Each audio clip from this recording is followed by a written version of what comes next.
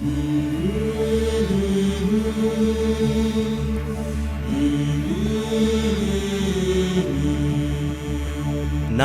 பார்த்ததுண்டா, இந்த நாடு பார்த்ததுண்டா, நாடு பார்த்ததுண்டா, இந்த நாடு பார்த்ததுண்டா.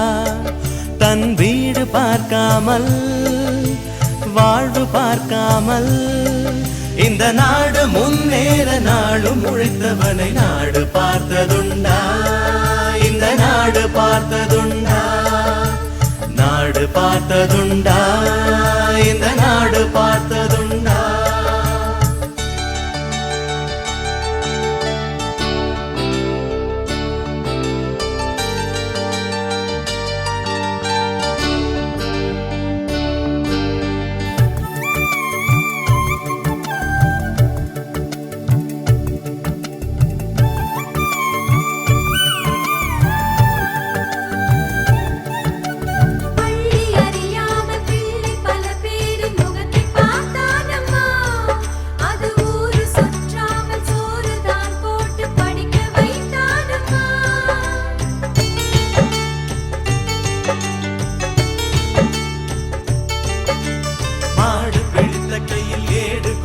மகராஜனி வந்தானம்மா, இந்த ஊரு உலகெங்கும் தேடி பார்த்தாலும் வீடு வந்தானம்மா. வலிமை இருந்த போதும் மிக எளிமையோடு இருந்தார், வெள்ளை உள்ளம் கொண்ட எங்க கருப்பு காந்திவனே. நாடு பார்த்ததுண்டா, இந்த நாடு பார்த்ததுண்டா.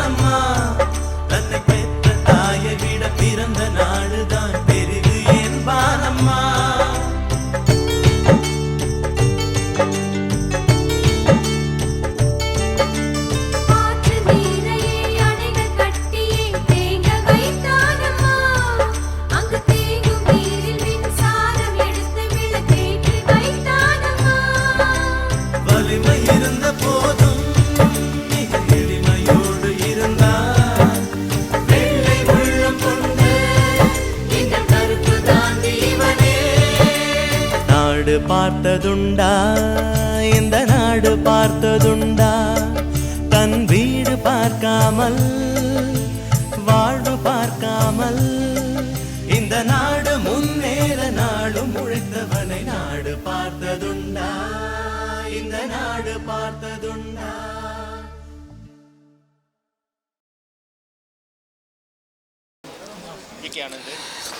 இன்றைய நிகழ்ச்சிக்கு நடுவராக இருந்து செயல்படக்கூடிய ரா விஜயன் அவர்களுக்கு சிறப்பு செய்யுமாறு, சால்வை அணிவித்து சிறப்பு செய்யுமாறு லைன் பி பாஸ்ஜெயின் அவர்களை கேட்டுக்கொள்கிறேன். அவர்களுக்கு நினைவளிப்பும் புத்தகங்களையும் வழங்குமாறு ரொட்டேரியன் கிருபாகரன் அவர்களை கேட்டுக்கொள்கிறேன்.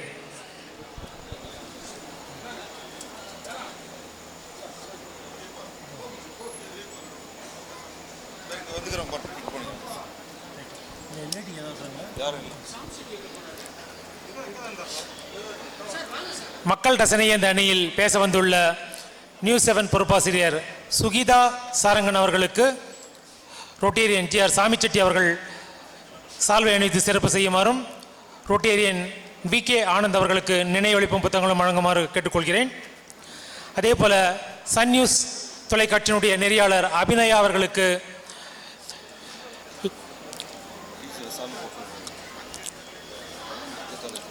ரொட்டேரியன் எஸ்பி விஜயகுமார் அவர்கள் நினைவளிப்பும்,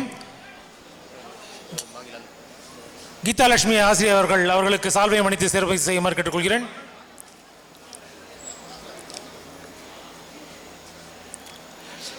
விளம்பர நெருக்கடி என்ற அணியில் பேச வந்துள்ள சி பாலவேல் நியூஸ் 18 நெறியாளர் அவர்களுக்கு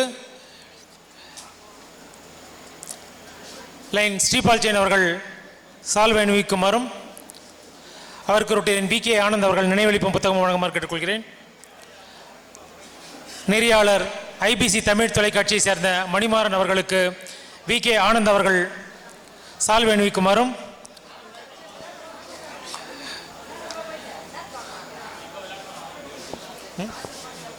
ரொட்டேரியன் சோம் அவர்கள் நினைவளிப்பு வழங்குமாறும் கேட்டுக்கொள்கிறேன்.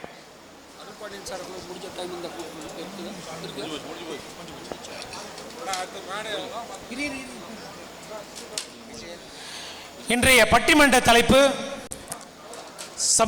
சமுதாயத்தில் ஊடகங்களின் போக்கை தீர்மானிப்பது மக்கள் ரசனையா விளம்பர நெருக்கடியா? நடுவராக இருந்து செயல்பட போவது புதிய தலைமுறையினுடைய பொறுப்பாசிரியர், இன்றைய பட்டிமன்ற நடுவர் ரா. விஜயன் அவர்கள். அடிப்படையில் ஒரு சவுண்ட் இன்ஜினியர் என்றால் உங்களுக்கெல்லாம் ஆச்சரியமாக இருக்கக்கூடும். தஞ்சாவூர் மாவட்டம் கச்சமங்கலம் கிராமத்தில் பிறந்து சென்னையில் உள்ள திரைப்படக் கல்லூரியில் ஒளிப்பதிவு துறையில் தங்கப்பதக்கம் பெற்ற தங்கமான மாணவர் இவர். பள்ளி பருவத்தில் இருந்தே தமிழ் மீது பற்றுக்கொண்டு தமிழை கற்பதிலும் பேசுவதிலும் கேட்பதிலும் பெரும் ஆர்வம் கொண்டவர். தமிழ் மீது அவர் கொண்ட தீராத காதல் அவரை விஜய் தொலைக்காட்சி நடத்திய தமிழ் பேச்சு எங்கள் மூச்சு என்ற நிகழ்ச்சியில் கலந்து கொள்ள தூண்டி முதல் பரிசான 5 லட்சம் ரொக்க பரிசை தட்டிச் செல்ல உதவியது. தொடர்ந்து அதே விஜய் தொலைக்காட்சியில் பெரிதும் பெரிதுகேள் என்ற நிகழ்ச்சியையும், மக்கள் தொலைக்காட்சியில் குரலோடு விளையாடு என்ற நிகழ்ச்சியையும் தொகுத்து வழங்கியவர். அடுத்து நியூஸ் 7 தொலைக்காட்சியில் அரசியல்வாதிகளை கிடுக்குப்பிடி போடும் வியூகம் என்ற நிகழ்ச்சியை 500 எபிசோடுகளும், கேள்வி நேரம் நிகழ்ச்சியை 1000 எபிசோடுகளுக்கு மேலாகவும், தமிழகத்தின் சிகரம் சொட்ட தொழில் அதிபர்களை நேர்காணல் செய்யும் பேசும் தலைமை நிகழ்ச்சியை 700 எபிசோடுகளுக்கும் மேலாகவும் தொகுத்து வழங்கியவர். தமிழகம் முழுவதிலும் உள்ள பள்ளி கல்லூரிகளுக்கு நேரில் சென்று மாணவர்களிடம் அறம் மற்றும் நன்னடத்தை சார்ந்த கருத்துக்களை பேசி வரும் இவர் 1500க்கும் மேற்பட்ட மேடைகளில் முழங்கி சாதனை படைத்துள்ளார். தமிழகத்தின் மாபெரும் ஆளுமைகளான தமிழக முன்னாள் முதல்வர் டாக்டர் கலைஞர், ஜெயலலிதா மற்றும் திரு வைகோ உள்ளிட்டவர்களின் பாராட்டை பெற்ற பெருமைக்குரியவர். கலாட்டா சினிமாஸ் நிறுவனத்தின் சிறந்த நிகழ்ச்சி தொகுப்பாளர் விருதினையும், சிங்கப்பூர் தமிழ்ச்சங்கத்தின் தமிழ் அருவி விருதையும் பெற்ற துடிப்பும் புதிய சிந்தனையும் உறைவீச்சும் கொண்ட தன்னம்பிக்கை மனிதர். தற்போது புதிய தலைமுறை தொலைக்காட்சியின் மூத்த ஆசிரியராக பணிபுரிந்து பல சிறப்பான அரசியல் விவாத நிகழ்ச்சிகளை நெறியாள்கை செய்து வரும் இவர் சின்னத்திரையின் முன்னணி நாயகர். இன்றைய பட்டிமன்ற நடுவர் ரா. விஜயன் அவர்களை உங்கள் முன் அறிமுகப்படுத்துவதில் நாங்கள் மற்றற்ற மகிழ்ச்சி அடைகிறோம்.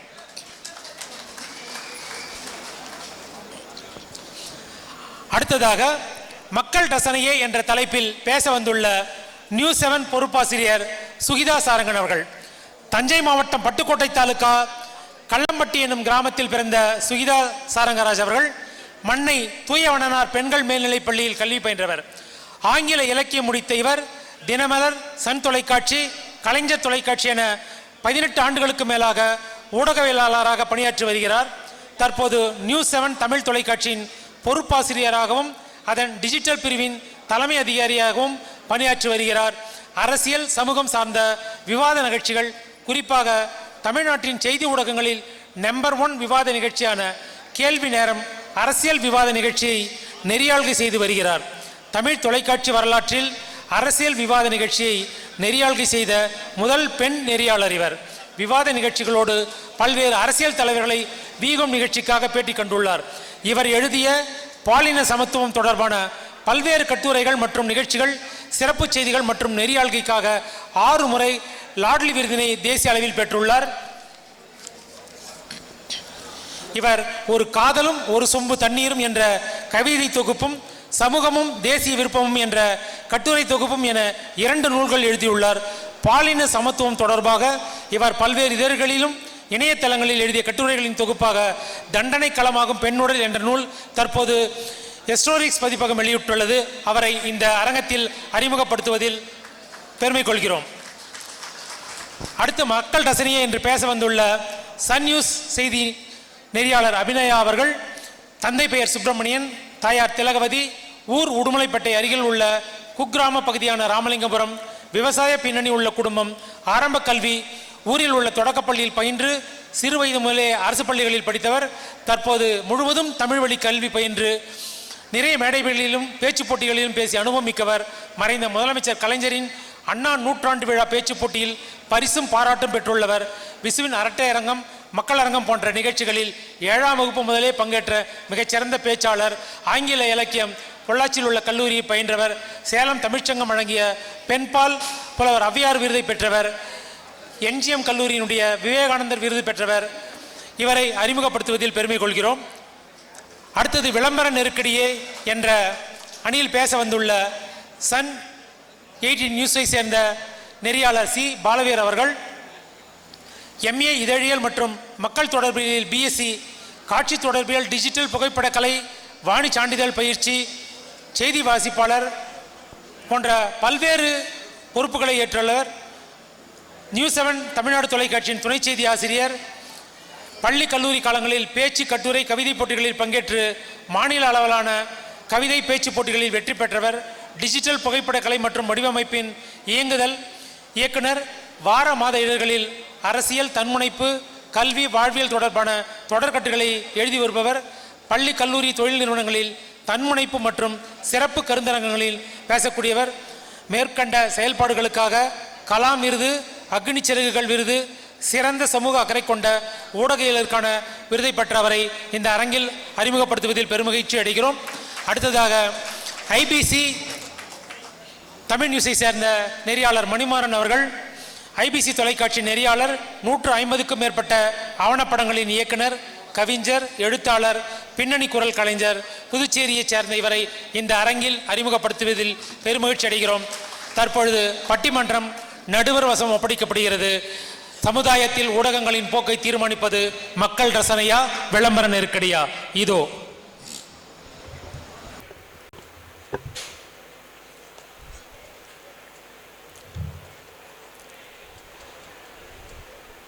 இந்த இனிய மாலை வேளையில் ஒரு அற்புதமான நிகழ்வு இது. உங்களுக்கு இந்த நிகழ்வு வருடந்தோறும் கடந்து போகின்ற ஒரு முக்கிய நிகழ்வாக இருந்தாலும் என்னை பொறுத்தவரை எனது மேடை பேச்சு அனுபவத்தில் இது ஒரு முக்கியமான நிகழ்வு. பெருந்தலைவர் காமராசர் அவர்களின் நினைவுகளை போற்றக்கூடிய ஒரு நிகழ்வில் ஒரு பட்டிமண்டபத்தை ஏற்பாடு செய்திருக்கிறார்கள். இதில் நிறைய சிறப்பு அம்சங்களை நான் பார்க்கிறேன். முதலில் ஒரு விழா நடத்தப்படுகிறது என்பது அதன் நோக்கத்தை குறிக்கிறது. அந்த நோக்கத்தை வைத்து அந்த விழா சிறப்பு பெறுகிறது. ஆனால் இந்த பட்டிமண்டப அரங்கத்தில் நான் வித்தியாசமாக பார்க்கிறேன். விழா நடத்துகிற அமைப்பும் அந்த அமைப்பை நடத்துகிறவரின் நோக்கத்தையும் பார்த்து நான் மெய் சிலிர்க்கிறேன். அதற்காகவே ஒரு பலத்த கரவொலிகளை நான் கொடுக்க ஆசைப்படுகிறேன். கர்மவீரர் காமராசரை நினைக்கின்ற போது, அவர் நினைவுகளை மேற்கோள் காட்டுகிற போது, நம்மால் ஆன செயல்பாடு என்பது நம் இரு கரங்களை ஒன்றிணைத்து கரவொலிகள் கொடுப்பதுதான். ஆனால் நான் நினைந்து பார்க்கிறேன், பல வருடங்களாக ஒரு மனிதர் தன் செயல்பாட்டின் மூலம் பெருந்தலைவருக்கு ஒரு உயிர் ஒலி கொடுத்திருக்கிறார். அவர் பெயர் கணேஷ்மல் என்று நினைக்கின்ற போது இந்த கரவொலி போதாது. ஒரு நல்ல மனிதனை பாராட்டுவதற்கு இந்த கரவொலி போதாது. ஏன்னா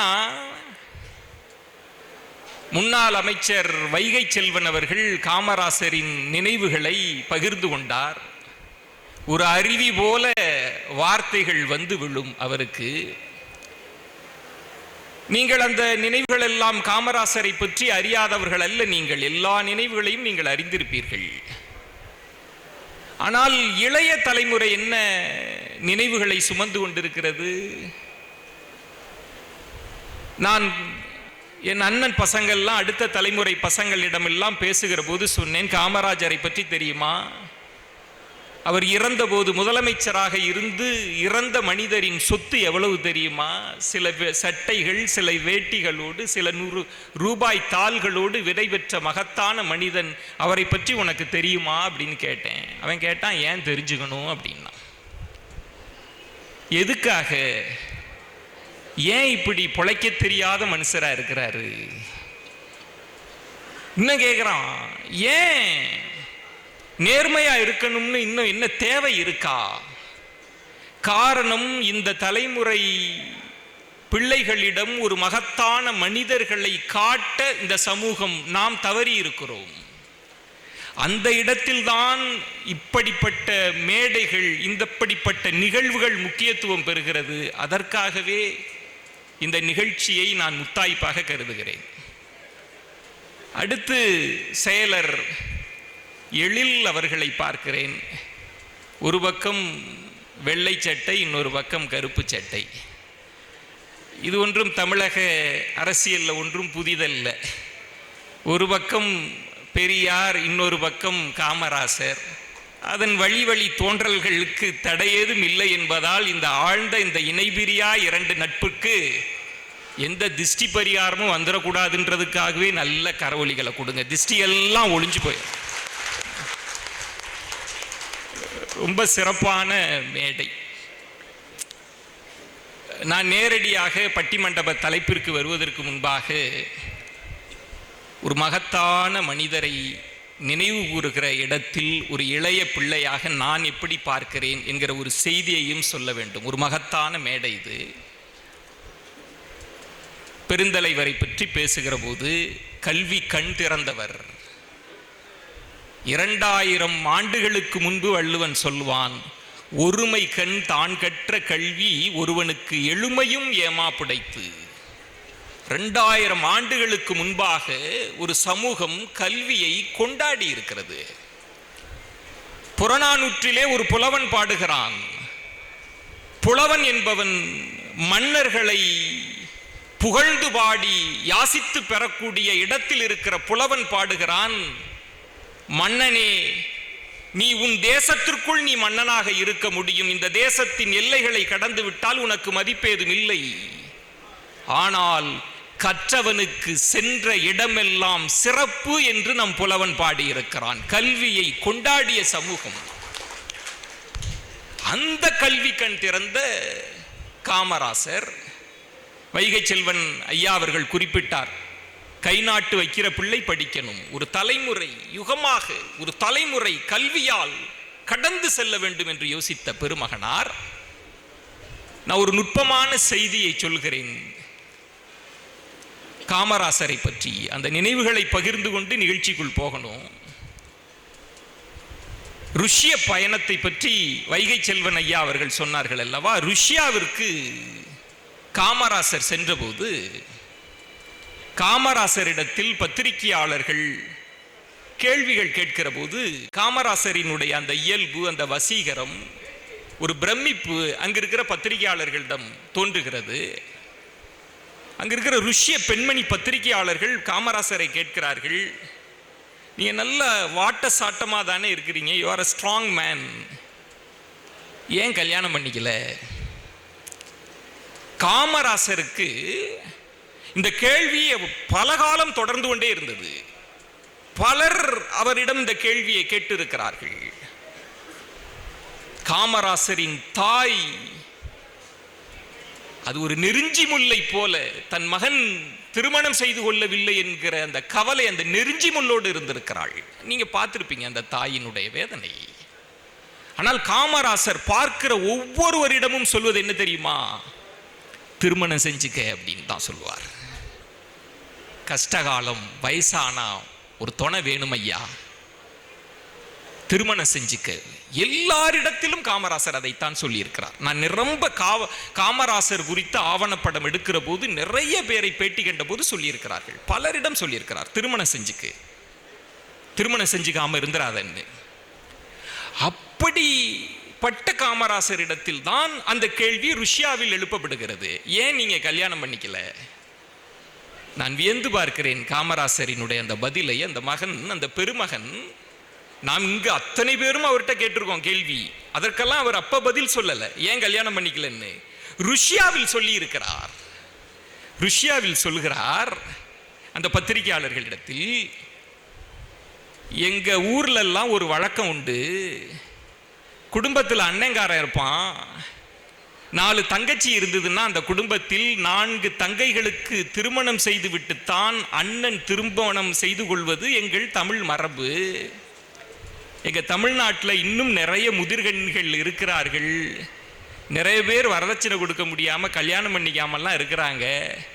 அவங்களெல்லாம் திருமணம் செய்து கொள்ளாமல் அவர்களுக்கு அண்ணனாகிய நான் எப்படி திருமணம் செய்து கொள்ள முடியும் என்று ருஷ்யாவில் கேட்ட ஒரு பதிவு. அப்படிப்பட்ட ஒரு பெருமகனாரின் நினைவை போற்றுகிற ஒரு அரங்கம். இதில் இன்னொரு சிறப்பு இருக்கிறது. நான் வியந்து பார்க்கிற, நான் மிகவும் ரசிக்கின்ற ஊடகவியலாளர்கள் இங்கே வருகை தந்திருக்கிறார்கள். தமிழ் சமூக ஊடக உலகின் நம்பிக்கை நட்சத்திரங்கள் அவர்கள். அவர்களுக்கும் இந்த மண்ணில் ஒரு பலத்த கரவொலிகள் கொடுத்து அவர்களை ஊக்குவிக்கும்படி. இதையெல்லாம் தாண்டி இந்த மண்டபம், இந்த மேடை எனக்கு ஒரு பெரிய பொறுப்பை வழங்கி இருக்கிறது. நான் சொன்னேன் அல்லவா, என்னுடைய மேடை பேச்சு அனுபவம் என்பது ஒரு 20 ஆண்டுகால மேடை பேச்சு அனுபவம் பயணம். நான் இளைஞனாக இருந்தபோது,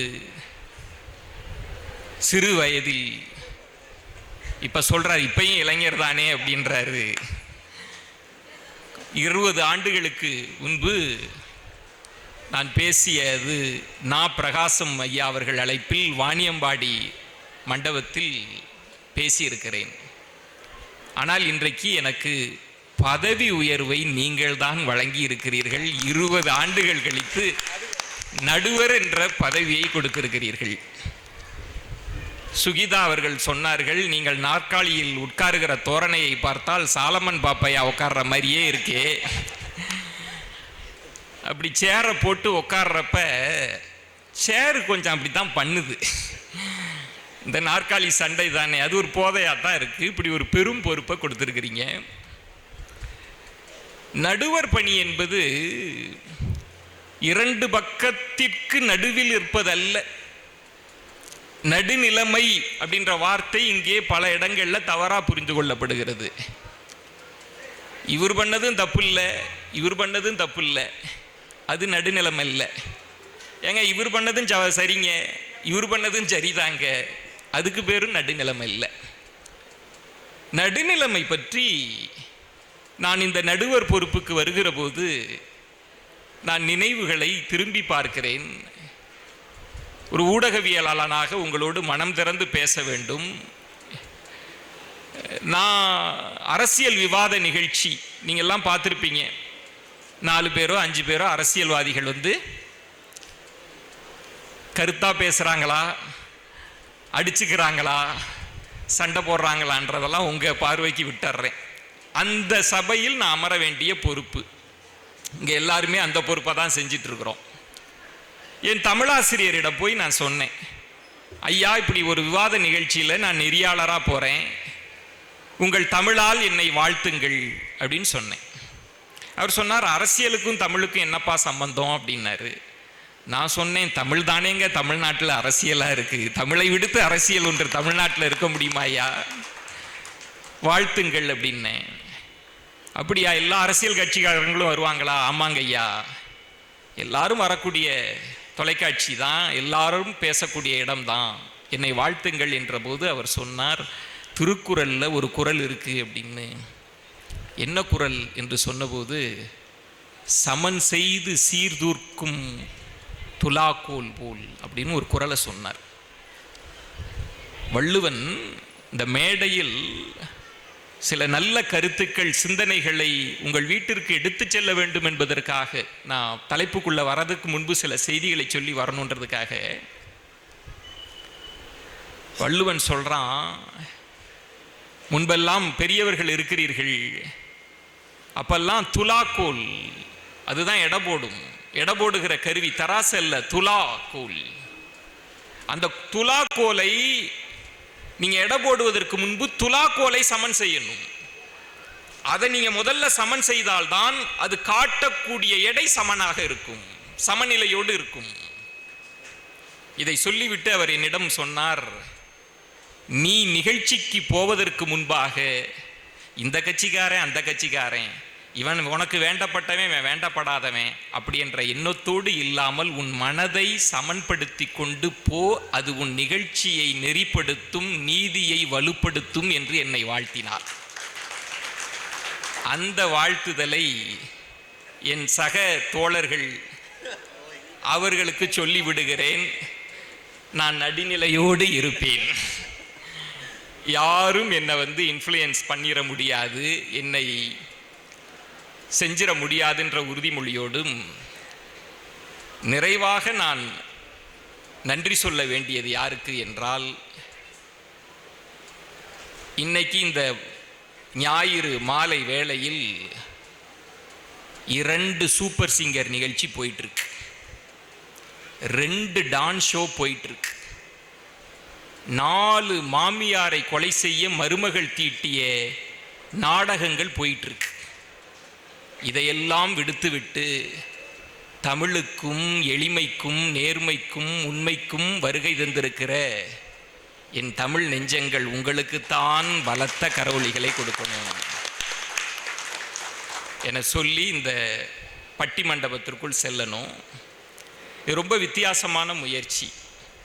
ஊடகவியலாளர்களை வைத்துக்கொண்டு ஊடகத்தை குறை சொல்லுகிற ஒரு தலைப்பை கொடுத்து அதுக்கு நடுவரா என்னையும் அழைத்து அதை படப்பதிவும் செய்து ஆவணப்படுத்துகிற ஒரு அற்புதமான நிகழ்வு. நான் முக்கியமான இந்த தலைப்பின் அடர்த்திக்கு வந்து விடுகிறேன். பொதுவாக ஊடகத்தை பற்றி உங்களுக்கு ஒரு மதிப்பீடு இருக்கிறது.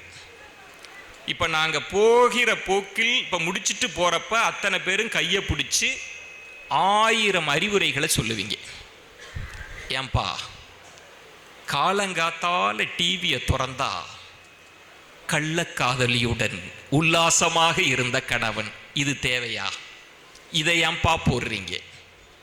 அந்த சைடு போனால் தோழர் சுகிதாவை பிடிச்சி, ஏங்க எதுக்குங்க இந்த சாயந்தரமான அந்த 4 பேரை கூட்டி வச்சுக்கிட்டு குய்யோ முறையோன்னு கத்திக்கிட்டு இருக்கிறீங்களே, ஒரு ஆக்கப்பூர்வமாக நிகழ்ச்சி பண்ண தெரியாதா? அபிநயாவை பார்த்தா அங்கே இருக்காது விவசாயி இருந்தா, ஏங்க விவசாயி இங்க 1000 பிரச்சனையில் இருக்கிறான், உங்களுக்கு சினிமா நடிகை ஒரு கேடா அப்படின்னு கேட்பீங்க. இப்படி 1000 கேள்விகள் உங்கள் மனதிற்குள் இருக்கிறது. அந்த கேள்வியைத்தான், அந்த சந்தேகத்திற்குத்தான் விடை தேட இருக்கிறது இந்த மன்றம். இந்த தலைப்பே ஊடகங்களின் போக்கு, அதை எது தீர்மானிக்கிறது? மக்கள் ரசனையா, விளம்பர நெருக்கடியா? இப்ப இன்னும் சில பேர்லாம் இப்ப அப்டேட்டா இருக்கிறதுனால அப்படியே பார்த்துட்டு நிகழ்ச்சியை பார்த்துட்டு, இலை எல்லாம் ரேட்டிங்காக செய்யறாங்கடா, இவங்க எல்லாம் ரேட்டிங் படுத்துற பாடு இவங்களுக்கு. இதெல்லாம் இப்ப ரொம்ப சாதாரணமா வந்துருச்சு. எங்கள் அனுபவத்திலேயே 2 அரசியல்வாதிகள் அடிச்சுக்கிட்டு பேச விடமாட்டாங்க, கண்ட்ரோல் பண்ண முடியாது, அடிச்சுக்கிட்டு உருள்வாங்க. நிகழ்ச்சி முடிச்ச பிறகு 2 பேரும் தோல் மேல கை போட்டுக்கிட்டு 2 அரசியல்வாதியும், தம்பி நல்லா போச்சா, உங்களுக்கு நல்லா ரேட்டிங் வரும் அப்படின்ட்டு போயிட்டே இருக்கிறாங்க. அரசியல்வாதி தொடங்கி மக்கள் தொடங்கி எல்லாம் ரேட்டிங் ரேட்டிங் ரேட்டிங் தாண்டா இவங்க வேலை பார்க்குறாங்க. முன்பெல்லாம் சொல்லுவாங்க, இந்த ஒரு பழமொழிக்காக சொல்லுவாங்க, இந்த பிள்ளையார் கோயிலில் இருக்கிற ஆண்டி அவரை எல்லாரும் விமர்சிப்பது மாதிரி இன்றைக்கு ஊடகங்களை விமர்சிக்கிறீங்க. ஆனால் ஊடகத்திற்குள் ஒரு பிரச்சனை இருக்கு, இதை நீங்கள் தெரிஞ்சு கொள்ள வேண்டும். அதுதான் இந்த தலைப்பு. நான் இந்த தலைப்பிற்கு வருவதற்கு முன்பாக எளிமையாக உங்களுக்கு புரிகிறதற்காக ஒன்றை சொல்லி தொடங்குறேன். அப்பதான் இந்த நிகழ்ச்சியோடு நீங்கள் நெருங்கி பயணிக்க முடியும். எவ்வளவு ஆரோக்கியமான தலைப்பு இங்க எடுத்து பேசுறோம். கடந்த காலங்கள் எல்லாம் குன்றக்குடி அடிகளார், பொன்னம்பல அடிகளார், கிருபானந்த வாரியார் அப்படி பேசின தமிழ் மேடையெல்லாம் இருக்கு. நான் பட்டிமன்றத்தை உதாரணம் வச்சே உங்களுக்கு சொல்றேன். நான் ஆரம்ப காலத்தில் என்னோடு ஒருத்தர் இப்படி இலக்கிய விழா, ஐயா நா பிரகாசம் மாதிரி ஒருத்தர் நிறைய இலக்கிய மன்றங்கள்லாம் பண்ணவர், தொலைக்காட்சியில் ஜாயின் பண்ணிட்டார். அவருக்கு ஒரு ஆசை, நல்ல தரமான பட்டிமன்றத்தை நடத்தணும், மக்கள் அதை விரும்புகிறாங்க, அவங்களுக்காக நல்ல தரமான பட்டிமன்றம் நடத்தணும் அப்படின்னு சொல்லி தலைப்பெல்லாம் எழுதிட்டார். திருக்குறளில் விஞ்சி இருப்பது அன்பா அறமா, மனித குலத்திற்கு தேவை எளிமையா வலிமையா உண்மையா வாய்மையா, இப்படிலாம் தலைப்பெல்லாம் போட்டு எங்க டிவி எங்க ஹெட்டு கிட்ட கொண்டு போய் கொடுத்துட்டார். அவரை பார்த்தாரு. அப்பவே சொன்னாங்க கரெக்டா தான் இருக்கு அப்படின்னாரு. என்னங்க தலைப்பை சொல்றீங்களா? தலைப்பை சொல்லல, ஒன்ன சொல்றேன். ஒன்னு அப்பயே சொன்னாங்க, இவனெல்லாம் டிவிக்கு எடுக்காத, இவனெல்லாம் சரிபட மாட்டான், நீ கொடுத்துருக்கிய இந்த தலைப்பை யாரையா பார்ப்ப? இல்லைங்க இந்த தலைப்பெல்லாம் நல்லா எடுக்கலாங்க, அதெல்லாம் எடுக்க மாட்டான், வேணா போ மார்க்கெட்டிங் டீம் விளம்பரதாரர்கள் அவர்கள்ட்ட போ, அவங்கள்ட்ட கொடு. விளம்பரதாரர்கள்ட்ட போனா விளம்பரதாரர்கள் பார்த்துட்டு, ஏன்பா ஒரு நல்ல நாள் அதுவுமா தீபாவளி பொங்கல் பண்டிகை சுதந்திர தினம்னா என்னையா பண்ணணும்? மாமியாரா கொழுந்தியாளா, மருமகனா மாமனாரா? இப்படி ஒரு பட்டிமன்றம் ஜனரகமா வச்சு 2 நடிகைகள் எல்லாம் வச்சு பேசுனா நல்லா இருக்கும்ல, இதை கொண்டாடிய யாரியா பாப்ப அப்படின்னு அவர் தள்ளி விடுறாரு. ஒரு பக்கம் போனா மக்கள் விரும்பலன்றாங்க, ஒரு பக்கம் போனா இல்ல விளம்பரதாரர்கள் கொடுக்க மாட்டாங்க, மக்கள்கிட்ட போய் கேட்டா நீ கொடுக்கறதுனால தான் நாங்க பார்க்கிறோம். இப்படி ஒரு சுழல் சுத்திக்கிட்டே இருக்கு. உண்மையில் ஊடகத்தில் நிகழ்ச்சிகள் யாருக்காக தயாரிக்கிறார்கள், எங்கு பிரச்சனை இருக்கிறது என்பதை நாம் பேச போகிறோம். உண்மையில் சொல்கிறேன், ஒரு 20 ஆண்டுகள் நான் மேடையில் பயணித்திருக்கிறேன். இப்படி ஒரு மகிழ்ச்சியான அனுபவத்தையும் நான் கண்டதில்லை, இப்படி ஒரு நெருக்கடியான அனுபவத்தையும் நான் கண்டதில்லை. அதற்கே பலத்த கரவொலிகளோடு நம்ம நிகழ்ச்சியை தொடங்க இருக்கிறோம். விளம்பர நெருக்கடி தான் இந்த பிரச்சனைக்கெல்லாம் காரணம். நீங்க விமர்சிக்கிறீங்கல்ல நிறைய நிகழ்ச்சிகள் இப்படி இருக்குதுன்னு, இதுக்கெல்லாம் ஒரே காரணம் விளம்பர நெருக்கடியே என்று பேசுவதற்காக உங்கள் பாராட்டுதல்களும் வாழ்த்துக்களும் கரவொலிகளோடும் மத்தியில மணிமாறன் அவர்கள் வருகிறார். வாருங்கள் மணிமாறன்.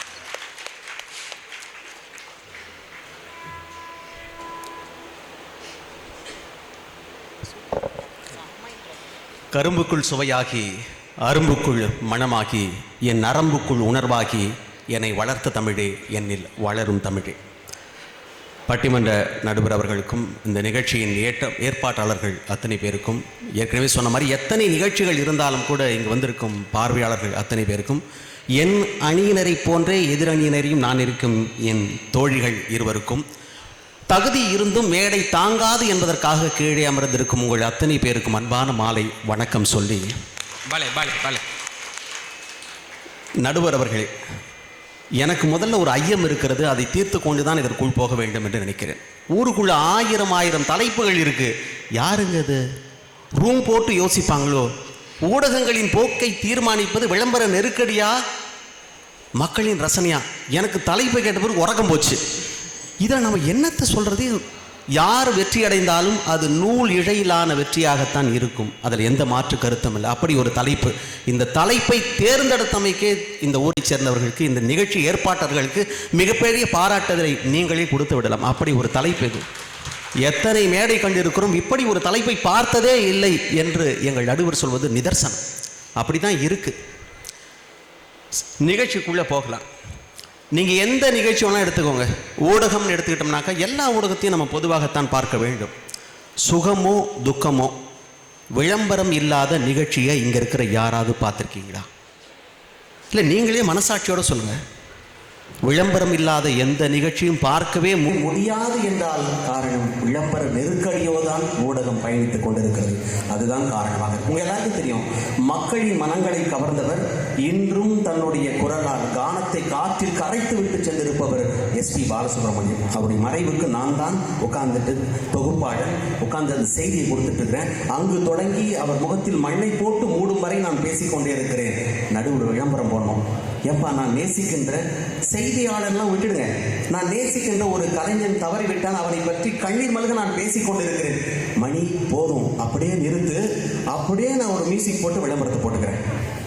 வேறு வழி இல்லை. என்னிடம் கடத்தியவருக்கும் சம்பளம் வந்து சேர வேண்டுமானால் விளம்பரம் போய்த்தான் ஆக வேண்டும். விளம்பர நெருக்கடி ஊடகத்தில் அத்தனை பொதிந்திருக்கிறது என்பதை நடுவர் குறித்துக் கொள்ள வேண்டும். குறிச்சுக்கிறேயா, நம்ம சம்பளம் எல்லாம் விளம்பரம் தானே, குறிச்சிக்காம இருப்பேனா?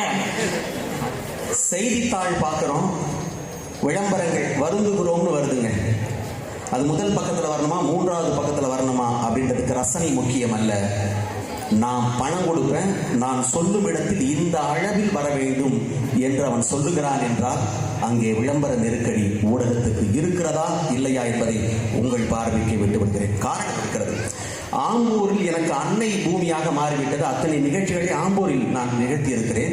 வாணியம்பாடி என்னை வாரி அணைத்திருக்கிறது. அத்தனை நிகழ்ச்சிகள் பண்ணியிருக்கிறேன்.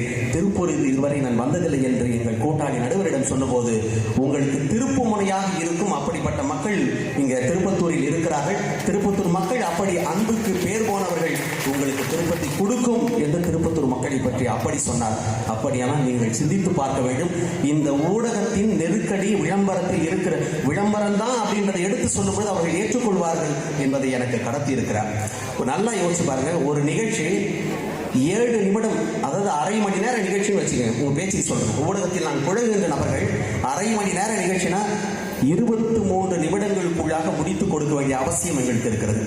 மணி இந்த நிகழ்ச்சிக்கு 7 நிமிஷம் விளம்பரம் இருக்கு, அதுக்குள்ள முடிச்சிடணும் அப்படின்னு சொல்லுவாங்க. அது மட்டும் இல்ல, மணி இருக்கிற இடத்தில் என் சக தோழிகள் அபிநயாவாக இருக்கட்டும், தோழி சுகிருதாவாக இருக்கட்டும், முடிக்கணும்னா அந்த நேரத்துக்குள்ள முடிக்கணும். இல்லை என்றால் விளம்பரத்தை போட முடியாது, அவனிடமிருந்து பணம் பெற முடியாது. இது நிதர்சனம், இது இருக்கு. அதெல்லாம் தாண்டி நீங்க எல்லாம் யோசிச்சு பாருங்களேன். நிகழ்ச்சிக்கு பேர் இப்ப கூட நம்ம நடுவர் சொல்லியிருந்தாங்க சூப்பர் சிங்கர் என்று. சூப்பர் சிங்கர் என்று சொன்னால் தெரியாதவர்களுக்கு கூட ஏர்டெல் சூப்பர் சிங்கர் என்று சொன்னால் தெரிகிறது என்றால், நிகழ்ச்சிக்கும் ஒரு பெயருக்கு முன்னால் இருக்கும் விளம்பரம் மிகப்பெரிய நெருக்கடியை கொடுக்கத்தான் செய்கிறது. ஊடகத்தின் போக்கை தீர்மானிப்பது விளம்பர நெருக்கடி தான். நானே சொல்லியிருக்கேன், முதன்மையான தொலைக்காட்சியில் முக்கியமான பொறுப்பில் இருக்கிற கூட்டாளி நான் தான் குரல் கொடுக்கணும். அந்த இடத்துல பெஸ்ட் மணி கோல் வழங்கும் வட்டமேசை விவாதம் அப்படின்னு சொல்ல வேண்டிய அவசியம் எனக்கு இருக்கிறது என்றால், அந்த இடத்துல எங்களுக்கு விளம்பரதாரர்கள் சொல்ல வேண்டிய அவசியம் இருக்குது. அதை நாங்கள் கடத்தி ஆக வேண்டும். அந்த நிகழ்ச்சியை நடத்துவதற்கு காரணம் ஏங்க ஒன்றும் இல்லை. இந்த நிகழ்ச்சி நடந்துட்டு இருக்கு, நிகழ்ச்சி ஏற்பாட்டாளர்கள் இத்தனை பேர் இருக்கீங்க, இந்த நிகழ்ச்சியின் பத்திரிகையை புரட்டி பாருங்கள் ஏத்தர்கள் இருக்கிறார்கள் என்று. அவர்கள் எல்லாம் தேவைப்படுகிறார்கள். அவர்களுக்கு தேவையானதை கொடுக்க வேண்டிய அவசியமும் நமக்கு இருக்கிறது. இதையும் நாம் உணரத்தான் வேண்டும். இங்கே என்ன செய்கிறாங்க அப்படின்னா, எல்லாத்துக்கும் காரணமாக அவர்கள் இருக்கிறார்கள். காரணம் என்ன? ஒரு நல்ல நோக்கத்தை கொண்டு போய் சேர்க்க வேண்டுமானால் விளம்பரதாரர்கள் அவசியமாக இருக்கிறார்கள். அதை கொண்டு போய் சேர்க்க வேண்டியது எந்த ஊடகமாக இருந்தாலும் அந்த ஊடகத்துக்கு பொறுப்பு இருக்கிறது. இதை நம்ம அவசியமாக ஒத்துக்கணும். நீங்கள் நல்ல ஒரு விஷயம் யோசிச்சு பாருங்கள். செய்தி வாசிக்கும் போது எங்களுக்கு முன்னாடி மடிக்கணினி இருக்கும், பார்த்துருக்கீங்களா? ஏப்பா எதாக இருந்தாலும் பதில சொல்லுங்கள், கையாவது தூக்குங்க, இல்லைனா யார் பற்ற புள்ளியோ தெரியல தனியாக பேசிட்டு இருக்குன்னு தப்பாக நினைக்க மாட்டாங்களா? பார்த்துருக்கீங்களா? மடிக்கணினி இருக்கும் எங்களுக்கு முன்னாடி. அந்த மடிக்கணியில் என்ன இருக்குன்னு நினைக்கிறீங்க? சும்மா ஒரு பேச்சுக்கு சொல்லுங்கள். சில பேருக்கு தெரிஞ்சிருக்கு. நாங்கள் வாசிக்கும் பொழுது என்னென்ன செய்திகள் எல்லாம் எங்களுக்கு தேவையோ அதையெல்லாம் உள்திரையில் கொடுத்திருக்க வேண்டும். அப்படித்தான் கொடுத்துருப்பாங்க. சில சமயத்தில் மின்சாரமே இருக்காது, அதில் ஒன்றுமே இருக்காது. ஆனால் நீங்கள் பார்க்கின்ற அந்த பார்வை இருக்கிறதா, பின்பக்கம் விளம்பரம் அங்கே இருக்கும். அது விளம்பரதாரருக்கு நாங்கள் கொடுக்கின்ற ஒப்பந்தம். அவனுக்கு விளம்பரம் அந்த இடத்துல போயே ஆக வேண்டும். அந்த மடிக்கணினியைத்தான் நான் பயன்படுத்த வேண்டும் என்பது நெருக்கடியின் அவசியம். மணிமாறன், காமராஜரை பற்றி பேசுறதுனால எல்லா உண்மைகளையும் பேசணும்னு அவசியம் இல்லை மணிமாறன். நீங்க பேசுறத பார்த்தா ஏதோ பாவ மன்னிப்பு இந்த மண்ணில் வந்து கேட்குற மாதிரி இருக்கு. நாளைக்கு நம்ம திரும்பவும் அந்த ஊடகத்துக்கு போகணும் மணிமாறன், மறந்துடாதீங்க. உண்மை உண்மை. ஆனாலும் இது எல்லாம் உங்களுக்கு தெரிந்ததை எடுத்துச் சொல்வதற்கு கூட எவ்வளவு நெருக்கடி எனக்கு வருகிறது என்பதை நீங்கள் புரிந்து கொள்ளுங்கள். விளம்பர நெருக்கடி இருக்கிறது என்பதை சொல்லும் பொழுதே நெருக்கடி வருகிறது என்றால் எந்த அளவுக்கு உச்சத்தை தொட்டு இருக்கிறது. ஒன்றும் இல்லைங்க, இப்போ 4:53 நம்ம வந்து செய்தியை முடிக்கணும்னு எங்களுக்கு சொல்லி தான் அனுப்புவாங்க. திடீர்னு ஒரு அண்மை செய்தி வரும், இது நடக்கும். அண்மை செய்தி ஊடகத்தில் எப்பொழுதும் வந்து கொண்டே இருக்கும். அப்போ 4:53 முடிக்கிறதா வச்சுருக்காங்க, 5 மணிக்கு தொடங்கணும். அண்மை செய்தி வந்துட்ட பிறகு அங்கே நேரம் வந்து திட்டமிட்ட மாதிரி இல்லை. அப்போ ஒரு செய்தி தொகுப்பு போகும்போது அந்த செய்தி தொகுப்பை பாதியில் முற்றாக துண்டிக்க வேண்டிய ஒரு அவசியம் இருக்கிறது. அப்போ ஒரு செய்தி வந்தது அண்மை செய்தி, இன்னொரு செய்தியை முழுமையாக கொடுக்க முடியாத சூழல் எங்களுக்கு உருவாகி விடுகிறது. காரணம் விளம்பர நெருக்கடி. ஒன்றும் இல்லை, தொடர்ச்சியாக பார்க்குற ஒரு நாடகத்தில் ஒரே ஒரு நாள் தான் அந்த அக்கா பார்க்கலன்னு வச்சுக்கோங்க. தொடர்ச்சியாக பார்த்துக்கிட்டு இருக்கிற அக்கா கிட்ட போய்ட்டு அவங்க கேட்குறாங்க, முக்கியமான நிகழ்வு எல்லாரும் தெரிஞ்சிருக்கோம் உங்களுக்கு. அக்கா நேற்று நான் பார்க்காம விட்டுட்டேன், என்ன ஆச்சுன்னு தெரில, சாப்பிடும்போதும் உறங்கும் போது எனக்கு இதே துடிப்பாக துடிச்சிக்கிட்டு இருக்கு, என்ன நடந்துச்சு சொல்லுன்னு தான் அந்த அக்கா பொறுப்பாக சொல்கிறாங்க. அதாவது கதாநாயகி குற்றவாளி அல்ல என்கிற தீர்ப்பு வர வேண்டுமானால் இந்த அம்மா இருக்காங்கல்ல, முக்கியமான கதாபாத்திரம், அவங்க விபத்தில் சிக்கி மருத்துவமனையில் இருக்கிறார்கள். அவங்க வாயை திறந்து பேசினாதான் அந்த கதாநாயகி குற்றவாளி அல்ல என்பது நிரூபணமாகும். நிரபராதின்னு வெளியே வரணும். அதான் இந்த அம்மா சொல்லிகிட்டே இருக்குதான் நடந்துச்சு, உடனே விபத்தாச்சு, மருத்துவமனை கொண்டு போனாங்க, அப்படி இப்படி சொல்லியாச்சு. பரபரப்பாக உறவினர்கள்லாம் இயங்கி கொண்டே இருக்கிறார்கள். மருத்துவர் அங்கேருந்து வராரு. மருத்துவர் வந்து அப்படி நிற்கிறாரு, சொல்லுக்கா எனக்கு என்ன மாதிரி ஒரு சூழலில் இருக்க, இன்னும் சொல்லாமல் இருக்க, இதுக்கப்புறம் நான் எங்கத்தை சொல்கிறது, அதான் தொடரும்னு போட்டான்ல, விளம்பரம் போட்டான் அப்படின்ற விளம்பரம் போட்டு விட்டான். மக்கள் ரசிக்கிறார்களே, கண் சிமிட்டாமல் ஒரு காட்சியை பார்த்து கொண்டிருக்கிறார்களே, ஆரவாரம் செய்கிறார்களே, அப்படியே போகட்டும் என்று எந்த ஊடகம் அப்படியே விட்டு விடுகிறது? ரசனை இருந்தாலும் கூட அந்த இடத்தில் மட்டுப்படுத்தி விளம்பரத்தை கொடுக்கத்தான் செய்கிறார்கள். அது எங்களுக்கான நெருக்கடி. ஒன்றுமில்லை நடுவர் அவர்களே, நம்ம பேசும்போது கண்டிப்பாக அது ஊடகவியலாளர்களாக இருப்பதற்கு சான்றுகள் ரொம்ப ரொம்ப அவசியம். உங்கள் எல்லாருக்குமே தெரிஞ்சது தான், வேறு எங்கேருந்தோ சான்றுலாம் எடுத்துகிட்டு வரல. நேற்றைய செய்தித்தாள் இது, சரியா? முதல் பக்கத்தை புரட்டி விட்டேன், தேடி தேடி பார்த்தும் எனக்கு ஒரு செய்தி கூட கிடைக்கவில்லை. காரணம் இப்படித்தான் இருக்கிறது, முழுக்க முழுக்க விளம்பரங்கள் மட்டுமே. சரி, இரண்டாவது பகுதியில் கண்டிப்பாக செய்தி இருக்கும் என்று செய்தியாளனாக நான் ஆவலோடு தேடி பார்த்தேன்.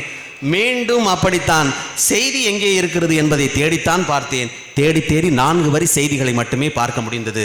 முற்றாக அதில் விளம்பரங்கள் மட்டுமே இருப்பதை நம்மால் பார்க்க முடிகிறது. மணிமாறன், முன்பெல்லாம் செய்திகளுக்கு மத்தியில் விளம்பரம் இருக்கும், இப்ப விளம்பரத்துக்கு மத்தியில செய்திகள் இருக்கு. அப்டேட் ஆயிக்குங்க மணிமாறன், அது விளம்பர காலம் இது. அதான், விளம்பரத்துக்கு நடுவில் நிகழ்ச்சியா, நிகழ்ச்சிக்கு நடுவில் விளம்பரமா என்கிற கேள்விதான் வருகிறது. இதை விட்டுரும். எல்லா ஊடகத்திலையும், அச்சு ஊடகம், செய்தி ஊடகம், காட்சி ஊடகம், எல்லா ஊடகத்தையும் பொதுவாக சொல்கிறேன், வணிக பிரிவு ஒன்று இருக்கும். அவர்கள் விளம்பரங்களை வாங்கி வர வேண்டிய பொறுப்பில் இருப்பார்கள்.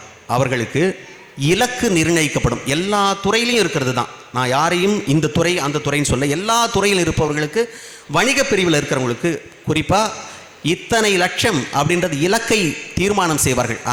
அத்தனை லட்சத்துக்கு அவங்க விளம்பரத்தை வாங்கிட்டு வரணும், அவருக்கு அவசியம் இருக்கிறது.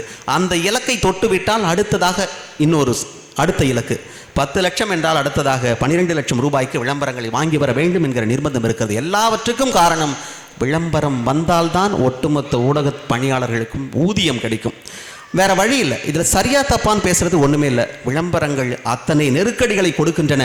ஆனால் அத்தனை பேரையும் வாழ வைப்பதற்கு மூல காரணமாக இருக்கிறது, அது இரண்டாம் பக்கம். ஆனால் நெருக்கடி இருப்பது உண்மை என்பதை நாம் ஒப்புக்கொள்ளத்தான் வேண்டும். நல்லா பாருங்க, தீபாவளி, பொங்கல், இந்த மாதிரி முக்கியமான நிகழ்ச்சிகள்லாம் வரும், பார்த்துருக்கீங்க. அந்த மாதிரி நாளில் பாருங்க, ரொம்ப ரொம்ப ரசிக்கும்படியான ஆகச்சிறந்த வெற்றி படமாக இருக்கக்கூடிய படங்களை போடுவார்கள். அதற்கு 1000 விளம்பரங்களை கொடுப்பாங்க. சூப்பர் ஸ்டார் நடிச்சதாக இருக்கட்டும், சூப்பர் டூப்பர் ஹிட்டான படங்களாக இருக்கட்டும், அந்த படத்தை காலையில் போடுவாங்க, சாயங்காலம் வரைக்கும் அந்த படம் தான் ஓடிட்டு இருக்கும். காரணம், அத்தனை விளம்பரங்களை நடுவில் கொடுத்தாக வேண்டிய அவசியம் இருக்கிறது. வேற வழியே இல்லை. அந்த படம் முடிக்கிறதுக்குள்ள அத்தனை விளம்பரங்களையும் அவங்க போட்டு தான் ஆகணும். யார் வந்தும் இதை தடுக்கவே முடியாது, வேற வழியே இல்லை. விசேஷ நாளில் இப்படி நடக்குது. சாதாரண நாளில் மட்டும் இல்லாமல் ஒவ்வொரு நாளும் காலையில் தொடங்கி இரவு வரைக்கும் விளம்பரங்கள் வராத நிகழ்ச்சியை பார்க்கவே முடியவில்லை என்றால் அதற்கு காரணம் அத்தனை நெருக்கடிகள் இருக்கத்தான் செய்கிறது. என் இடத்துல இருக்கிற முக்கியமான நெறியாளர்கள் இவங்க எல்லாரையும் கேட்டு பாருங்க, பொய் சொல்ல மாட்டாங்க. அதுவும் இந்த மண்ணுக்கு வந்துட்டு நெறியாளர்கள், விவாத நிகழ்ச்சி நடந்துக்கிட்டு இருக்கோம், கடைசி 8 நிமிஷம் இருக்கும். கூட்டாளி, sir Vijayan sir, Vijayan sir, sir நேரமாச்சு சார், முடிச்சுங்க சார். விவாதத்தை முடிக்க வேண்டிய அவசியம் அவருக்கு இருக்கிறது. ஆனால் கடைசி நேரத்தில் அப்போ தான் ஒருத்தர் கை தூக்குவார். நான் கொஞ்சம் சொல்லணும், நான் ஒரு கருத்தை வச்சே ஆகணும், நான் பேசியே ஆகணும். அவரையும் சமாளித்தாக வேண்டும். அதே சமயம் நேரத்திற்கு அந்த நிகழ்ச்சியை நிறைவு செய்ய வேண்டிய பொறுப்பும் அவருக்கு இருக்கிறது. என்ன பண்ணுறது? முடித்தே ஆக வேண்டும். மீண்டும் ஒரு நிகழ்ச்சியில் சந்திக்கலாம் நேயர்களே. வணக்கம் என்றுதான் அந்த நிகழ்ச்சியை கடத்தி கொண்டு போக வேண்டிய அவசியம் இருக்கிறது. சுருப்பமாக நிறைவு செய்துவிட்டு அடுத்த கட்டமாக போக வேண்டிய தேவை இருக்கிறது என்றால் விளம்பர நெருக்கடி இருக்கிறதா இல்லையா என்பதை நீங்களே யோசித்து பாருங்கள். இப்படிப்பட்ட சூழலில் மக்களின் ரசனை என்று சொன்னால் அதை எப்படி ஏற்றுக்கொள்ள முடியும்? ஒரே ஒரு தகவலை மட்டும் நிறைவாக சொல்லிக்கொள்ள ஆசைப்படுகிறேன். மக்களின் ரசனையை கூட்டுவதே விளம்பரங்களை போடுவதற்காகத்தான் என்பதை நீங்கள் நினைவு கொள்ள வேண்டும். வாய்ப்புக்கு நன்றி, வணக்கம். மணிமாறனுக்கு மீண்டும் ஒரு பலத்த கரவொலிகள் கொடுக்கலாம். எத்தனை வருஷ ஆதங்கம்னு தெரியல, கொட்டி தீத்துட்டாரு. விளம்பரங்கள் எந்த அளவுக்கு நெருக்கடி இருக்கும் அப்படின்னு நீங்களே கூட நினச்சிருக்கலாம். எங்கள் மீதெல்லாம் உங்களுக்கு கோபம் கூட இருந்திருக்கலாம். படுபாவி பய, நல்லா பேசிக்கிட்டு இருந்த மனுஷன் பேசணும்னு கையை தூக்குறப்ப நிகழ்ச்சியை முடிச்சுட்டானே, ஒருவேளை இவன் அந்த கட்சிக்காரனாக இருப்பானோ வந்திருக்கும்ல சந்தேகம் உங்களுக்கு. அதுக்காக தான் முடிச்சுட்டாம்புல இருக்கு, இவருக்கு வாய்ப்பே தரலை அப்படின்னு. ஆனால் பின்னாடி ஒரு அழுத்தம், விளம்பரங்களை அந்த நேரத்திற்குள் போடணும் அப்படின்றது.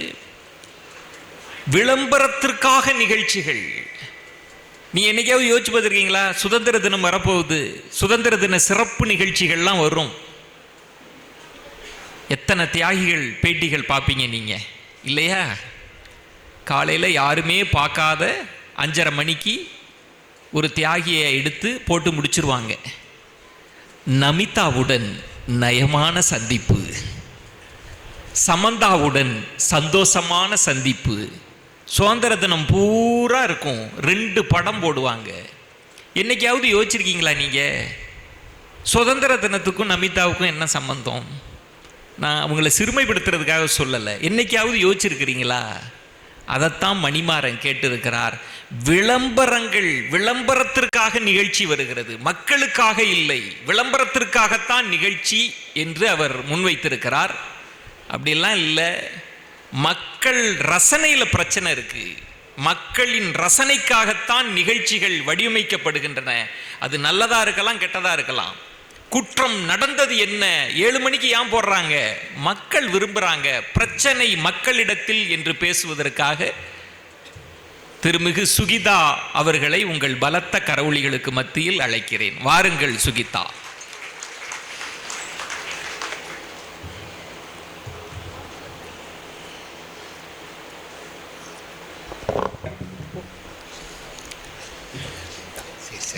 கர்ம வீரர், கல்வி தந்தை, பெருந்தலைவர் காமராசருடைய இந்த மிக பெரும் விழா, 100 ஆண்டு அறக்கட்டளை விழாவில் பேச அழைத்தமைக்கு முதலில் எனது தமிழ்மண் நன்றியை விழா ஏற்பாட்டாளர்களுக்கு உரித்தாக்குகிறேன்.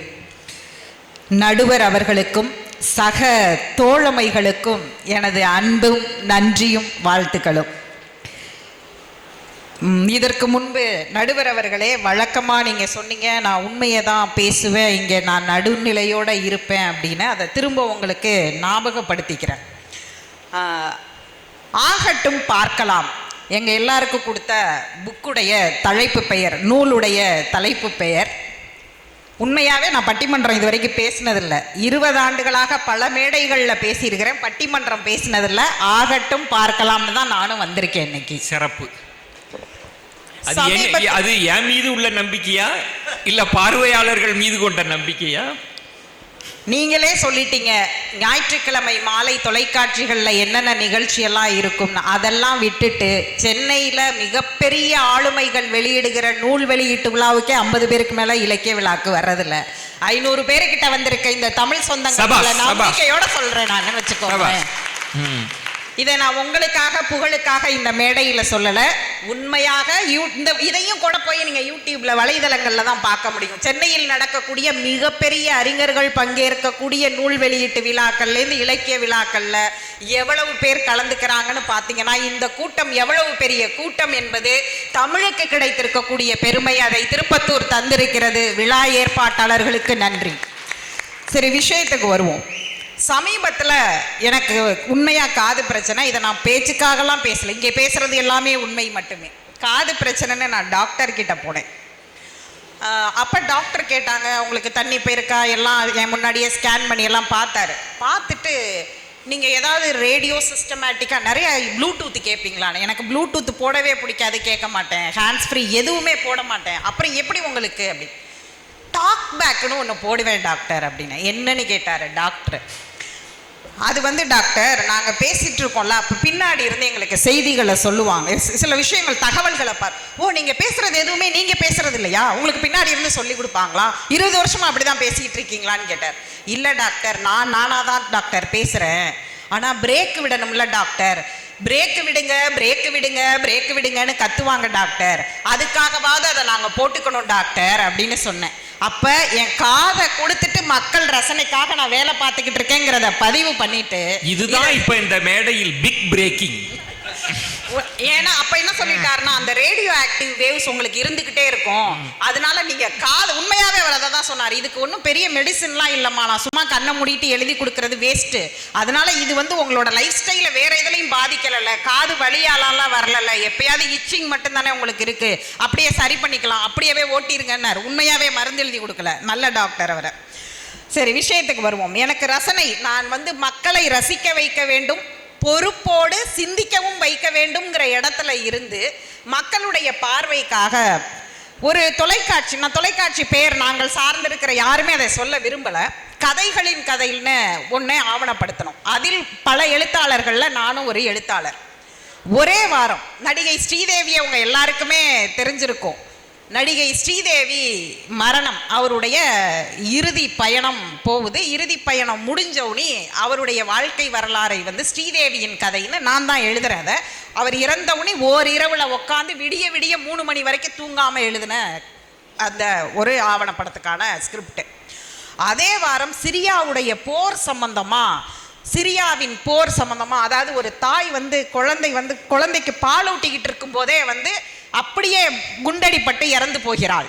அங்கிருந்து என்னோட ஓப்பனிங் ஸ்கிரிப்ட் ஆரம்பிக்கும். அந்த கதையை எழுதி அதையும் உங்களுக்கு தான் சமர்ப்பிக்கிறேன். ரெண்டுமே அந்த வாரம் வந்தது. அந்த வாரம் நீங்க சொன்னீங்களே ரேட்டிங் டெலிவிஷன் ரேட்டிங் பாயிண்ட்ல எது நம்பர் 1 வந்திருக்கும்னு நினைக்கிறீங்க? யாராவது ஐடியா சொல்லுங்க.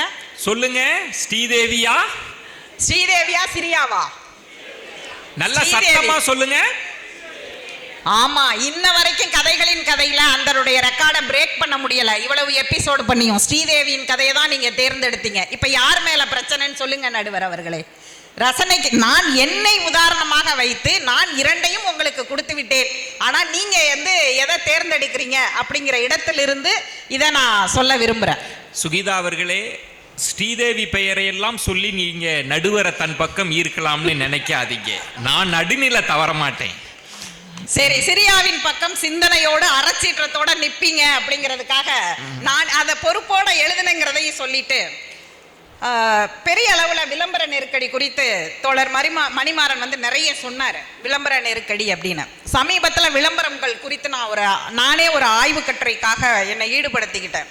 அங்க மக்களுடைய ரசனையை விளம்பர நிறுவனங்கள் எப்படி மாற்றி இருக்கிறது என்று தெரியுமா? கிரிக்கெட் பிடித்த அத்தனை பேருக்கும் விராட் கோலியை தெரியும். விராட் கோலி அனுஷ்கா சர்மாவை காதலித்து திருமணம் செய்து கொண்டார் என்று தெரியும். அவருக்கு ஒரு குழந்தை பிறந்தது என்று தெரியும். அவருக்கு குழந்தை பிறந்தவுடன் விராட் கோலிக்கு கொடுக்கப்பட்ட விளம்பரம், அந்த குழந்தையுடைய அந்த துணி இருக்கு இல்லையா, மாற்று துணிகள் இருக்கும் இல்லையா, நம்ம வீட்டில் சின்ன சின்னதாக அம்மாக்கள் மடித்து வைத்திருப்பார்களே, அந்த குழந்தைகளுடைய கழிவுகளை எல்லாம் எடுத்து துவைப்பதற்கானது, அந்த துணிக்காக டயாப்பர் விளம்பரத்தை வாஷிங் மிஷினில் போடக்கூடிய ஒரு விளம்பரத்தில் விராட் கோலியை நடிக்க வைத்தார்கள்.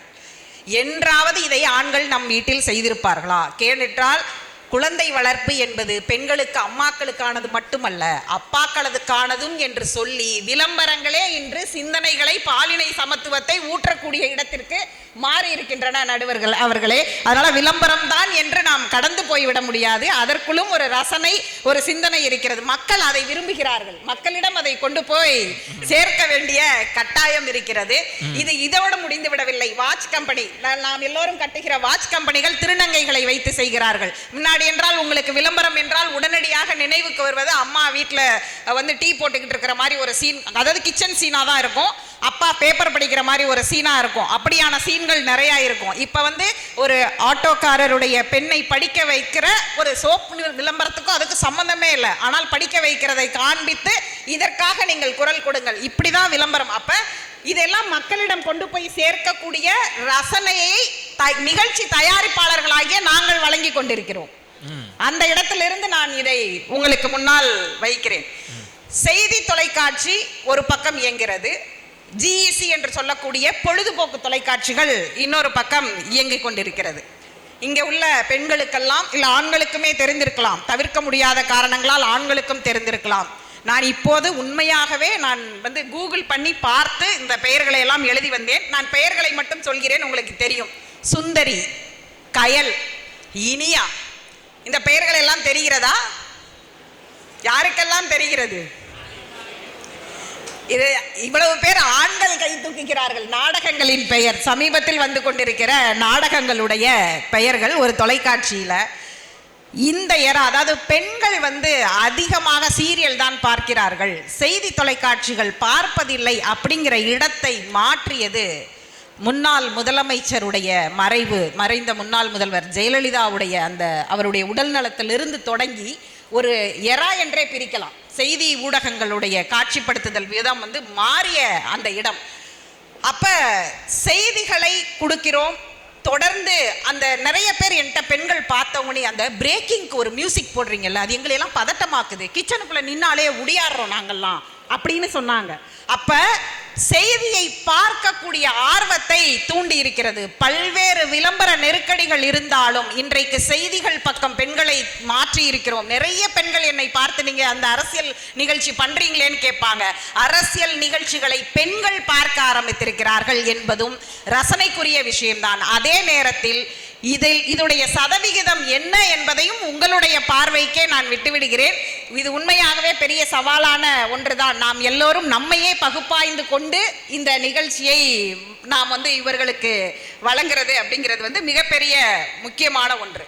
அதாவது நீங்க சொன்னதுல முக்கியமான பகுப்பாய்வு, ஆண்கள் அதிகமா மெகா சீரியல் பாக்குறாங்க அப்படின்றது வந்து இங்க கை தூக்குனதுல இருந்து தெரிஞ்சது நடுவர் அவரே. ஆமா, அது நீங்க அந்த இனியா அப்படின்ற பெயரெல்லாம் சொல்றப்ப பல பேர் முகத்துல அப்படி ஒரு பிரகாசமான வெளிச்சத்தை பார்க்குறேன். அந்த அளவுக்கு நாடகங்கள் ஈர்த்திருக்குன்றது ரொம்ப முக்கியமானது.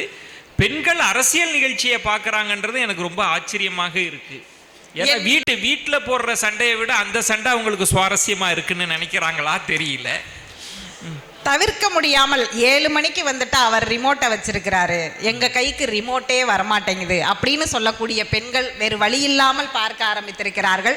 ஒரு வகையில் அது நல்லதுதான். வழி இல்லாமல் பார்ப்பதும் அவர்களை ரசிக்க தூண்டுகிறது, அந்த ரசனையின் பக்கம் இழுக்கிறது அப்படிங்கிறது தான். நான் சில கல்வியாளர்கள் பெயர்களை சொல்கிறேன், அவர்களையெல்லாம் நீங்கள் பார்த்திருக்கிறீர்களான்னு சொல்லுங்க.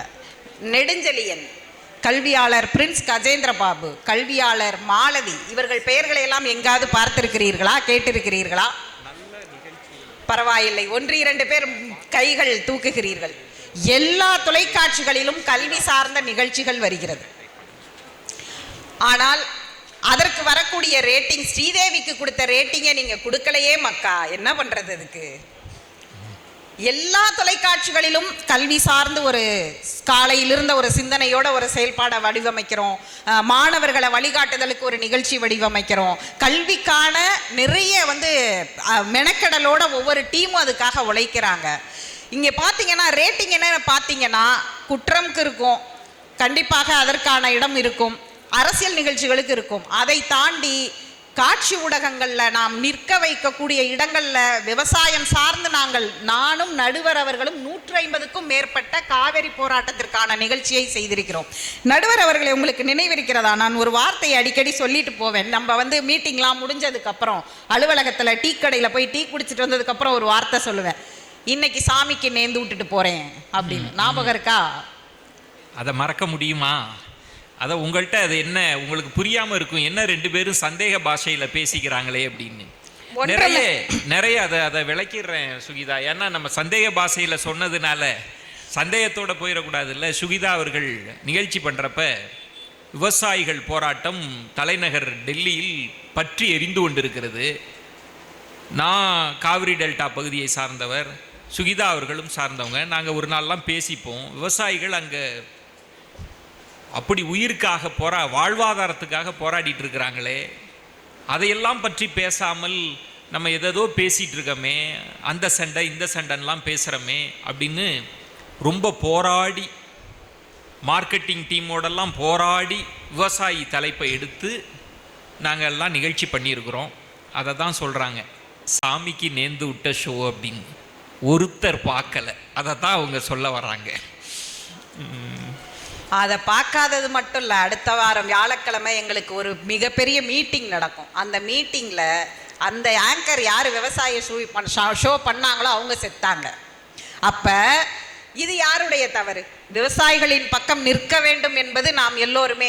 இன்னைக்கு என்னங்க டிவியில் எங்கெங்க என்னென்னமோ நடிகைகளை மட்டும் வச்சு பேசிக்கிட்டு இருக்காங்க அப்படின்ற சினிமா பக்கம் தான் டிவி போகுதுன்னு சொல்கிறவங்களுக்கு மத்தியில் 150 நாட்களுக்கு மேலாக ஷோ பண்ணியிருக்கிறோம். அந்த ஒற்றை ஷோ தான், பெரும்பாலான நாட்கள் அந்த ஒற்றை ஷோ தான் போயிட்டே இருந்துச்சு. அதே மாதிரி தான் நீட் தொடர்பாகவும் சொல்லணும்.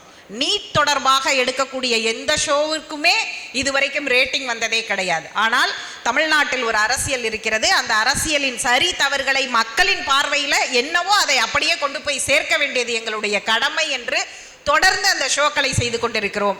அது எதுவுமே இதுவரைக்கும் எங்களுக்கு ரேட்டிங்காக மாறியதில்லை. ரேட்டிங்காக மட்டுமே என்றால் அதன் பின்னால் மட்டும் ஓடினால் மக்களுக்கு தமிழ்நாட்டில், அதுவும் கல்வியறிவு பெற்ற உங்களை போன்ற மக்களிடம் நிற்கவே முடியாது என்பதை இந்த நேரத்தில் சொல்ல வேண்டியது மிக மிக அவசியம்.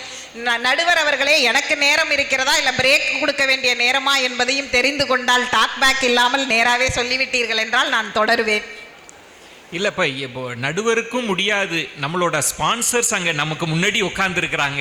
அவங்க சொல்லுவாங்க எவ்வளவு நேரம் நிகழ்ச்சி போகணும்னா அவ்வளோ நேரம் போகணும். இருந்தாலும் 1-2 வார்த்தைகளை மட்டும் சொல்லி உங்களுக்கு நான் இந்த தலைப்புக்கான முக்கியத்துவத்தை மட்டும் மக்களிடம் கொண்டு போய் சேர்க்க வேண்டிய அவசியத்தை, ஒரு நிகழ்ச்சியை வடிவமைக்க காலையிலிருந்து ஒரு குழு, அதாவது நீங்க பார்க்கிறது சாயந்தரம் 1 மணி நேர நிகழ்ச்சி தான், அதற்கு போடக்கூடிய உழைப்பானது 12 மணி நேரம் ஒரு நாளைக்கு மட்டும்.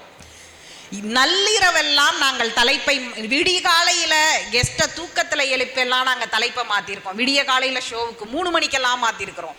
மாலை 6:55 கூட ஷோவுடைய தலைப்பை மாற்றிருக்கோம். 7 மணிக்கு ஒரு ப்ரோக்ராம்னா, ஏன்னா காலையிலேருந்து ஒரு தலைப்பை பேசிக்கிட்டு இருப்போம், மாலை இன்னொரு நிகழ்ச்சி வந்துடும், அந்த நிகழ்ச்சிக்கு உடனே இன்னொருத்தரை தயார்படுத்தணும் என்று இதற்கான பெரிய உழைப்பை இங்கே போடுறோம். அந்த உழைப்புக்கு பின்னால் இருப்பது உங்களுடைய பார்வை, மக்களுடைய பார்வை தான். மக்கள் எதை இன்றைக்கு ஏற்றுக்கொண்டிருக்கிறார்கள் அப்படிங்கிறது ரொம்ப முக்கியமான ஒன்று. வெறும் இதை விளம்பரங்களுக்காக, ரேட்டிங்காக என்று நம்மால் கடந்து போய்விடவே முடியாது. ஆனால் எங்களுக்கு அப்படியான அழுத்தங்கள் வரத்தான் செய்கிறது. ஒவ்வொரு முறையும் எனக்கெல்லாம் பிரேக் பிரேக் என்று கத்திதான் என் காது பிரேக் போனதென்று நினைக்கிறேன். ஆனால் நான் பிரேக்கை காதில் வாங்கி கொண்டே இன்னொரு பக்கம் கத்திக்கொண்டே அவர்களுக்கு பேச அனுமதித்து விடுவேன். அது ஒரு தந்திரம். இப்படி தந்திரத்தை எல்லாம் வெளியே சொல்ல வைக்கிறீர்கள் நடுவர் அவர்களே. நான் கத்திக்கொண்டே இருப்பேன், முடிக்க வேண்டும் முடிக்க வேண்டும், ஆனால் அவர் பேசி விடுவார் அவர் சொல்ல வேண்டிய கருத்தை. இப்படியான காலங்கள் எல்லாம் இருக்கிறது. இந்த வாய்ப்பை வழங்கியதற்கு மிக்க நன்றி. நீங்களும் நன்றி. நள்ளிரவாகட்டும்னு தொலைக்காட்சியில் சொல்ற மாதிரி போயிடக்கூடாது. நல்ல தீர்ப்பை வழங்க வேண்டும் நடுவர் அவர்களே, அதை உங்களிடம் சுட்டி காட்டுகிறேன். நன்றி. சுகிதாவுக்கு ஒரு பலத்த கரவொலிகள். உண்மையில் ஒரு முக்கியமான தலைப்பை எடுத்து பேசிட்டு இருக்கிறோம். சுகிதா அவர்கள் சொன்னதில் மக்கள் ரசனை எப்படி இருக்கிறது, எதுக்கு ஆதரவு கொடுக்குறாங்க, ஒரு நிகழ்ச்சி வெற்றிகரமாக போகிறது, அது கீழே விழறதுல மக்களினுடைய பங்கு. அவர் பந்தை தூக்கி உங்களிடம் போட்டு விட்டார், அதுதான் நெருக்கடியாக இருக்குது அப்படின்னு. ஆனால் மக்களை அப்படி நம்ம சொல்லிட முடியாது. மக்களை தாண்டி விளம்பரதாரர்கள் தான் ஊடகங்களின் போக்கை தீர்மானிக்கிறார்கள் என்று பேசுவதற்காக பலத்த கரவொலிகளுக்கு மத்தியில் பாலாவை அழைக்கிறேன். வாருங்கள் பாலா.